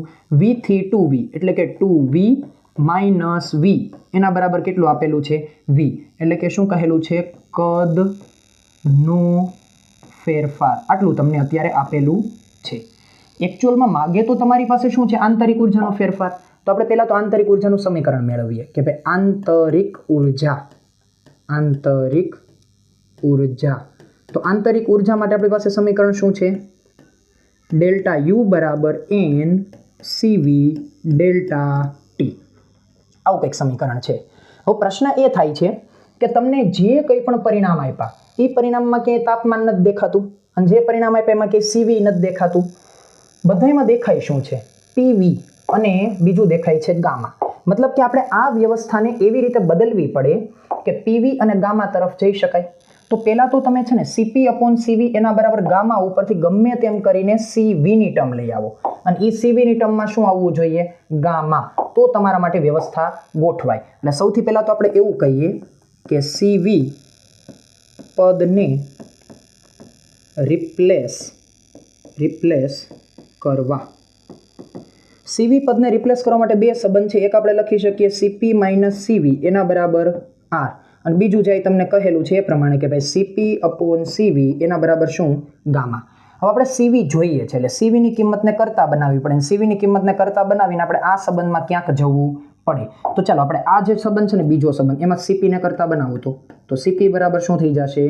ગામા ઇન્ટુ સીવી. હવે આ જે સીપી બરાબર ગામા ઇન્ટુ સીવી છે ને એને કેમાં મૂકી દો? આની અંદર. તો એનાથી શું બનશે? તો કે પહેલા આવશે ગામા ઇન્ટુ સીવી માઇનસ સીવી એના બરાબર આર. તો એના ઉપરથી સીવીને કોમન કાઢો. સીવીને કોમન કાઢો એટલે બ્રેકેટમાં વધશે ગામા માઇનસ 1 એના બરાબર શું? આર. તો એના ઉપરથી સીવી બરાબર શું થાય છે? તો કે સીવી બરાબર થાય છે આર અપોન ગામા માઇનસ 1. આવું કંઈક થાય છે. R upon gamma minus 1. તો ચાલો સીવી માટે તો રિપ્લેસમેન્ટ મળી ગયું આર અપોન ગામા માઇનસ 1.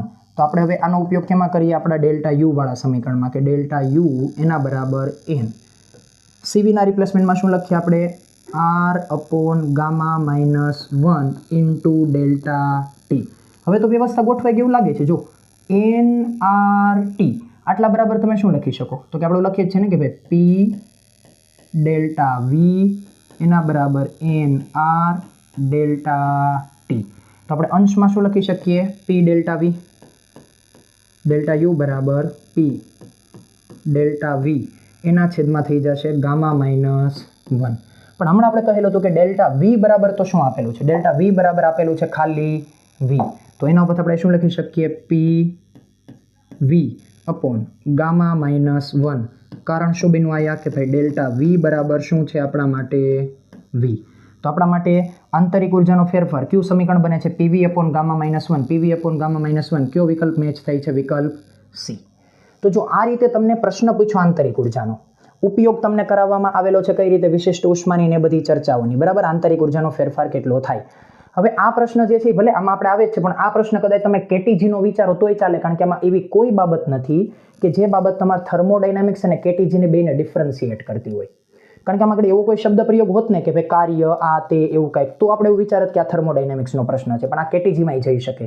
એટલા માટે મેં તમને શરૂઆતમાં એવું કહેલું હતું કે તમે જ્યારે કોઈ પણ ચેપ્ટરને એનાલિસિસ કરો છો ત્યારે માત્ર ને માત્ર એના આંકડાકીય એમસીક્યુને એમને જસ્ટિફાઈ ન કરી શકો. ચેપ્ટરની કનેક્ટિવિટી હશે તો કોઈ એક ચેપ્ટર ઉપર તમારા માટે ભારણ વધી જશે અને કોઈ એક ચેપ્ટર ઉપર ભારણ ઘટી જશે.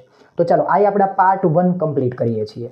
પાર્ટ 1 પછી હવે તમારી સામે અત્યારે જ ડિસ્પ્લે ઉપર હમણાં પાર્ટ 2ની લિંક આવી જશે. તમે પાર્ટ 2 જે છે આના પછી જોઈશો તો એની અંદર પણ બીજા હજી 25 એમસીક્યુ કવર કરીશ અને પાર્ટ 3ની અંદર પણ બાકીના એમસીક્યુ કવર કરવામાં આવશે. એટલે ટોટલ આપણા 70 જે એમસીક્યુઝ છે આપણે કવર કરી લેશું. તો ચાલો આ લેક્ચરને આપણે કરીએ છીએ અહીં કમ્પ્લીટ. બાળકોને જો આ લેક્ચરની પીડીએફ જોઈતી હોય તો દરેક વખતે હું ક્લેરિફાઈ કરું છું તો કે તમે ટેલિગ્રામની ચેનલ ઉપર જોઈન થઈ જાઓ, ત્યાંથી તમને પ્રીવિયસ યરના પેપર અને આની જે કંઈ હેન્ડ રિટન નોટ છે એ બધું તમને મળી જશે. તો આયા હવે આપણે લેક્ચરને કરીએ કમ્પ્લીટ, અને લિંક માટે તમે ચેનલના હોમ પેજ ઉપર જઈ શકો અથવા તો આપણા વિડીયોના ડિસ્ક્રિપ્શન બોક્સમાં પણ જઈ શકો છો. તો ચાલો વિડીયો લેક્ચર કરીએ કમ્પ્લીટ. મળીએ છીએ નવા લેક્ચરમાં. Till then good bye.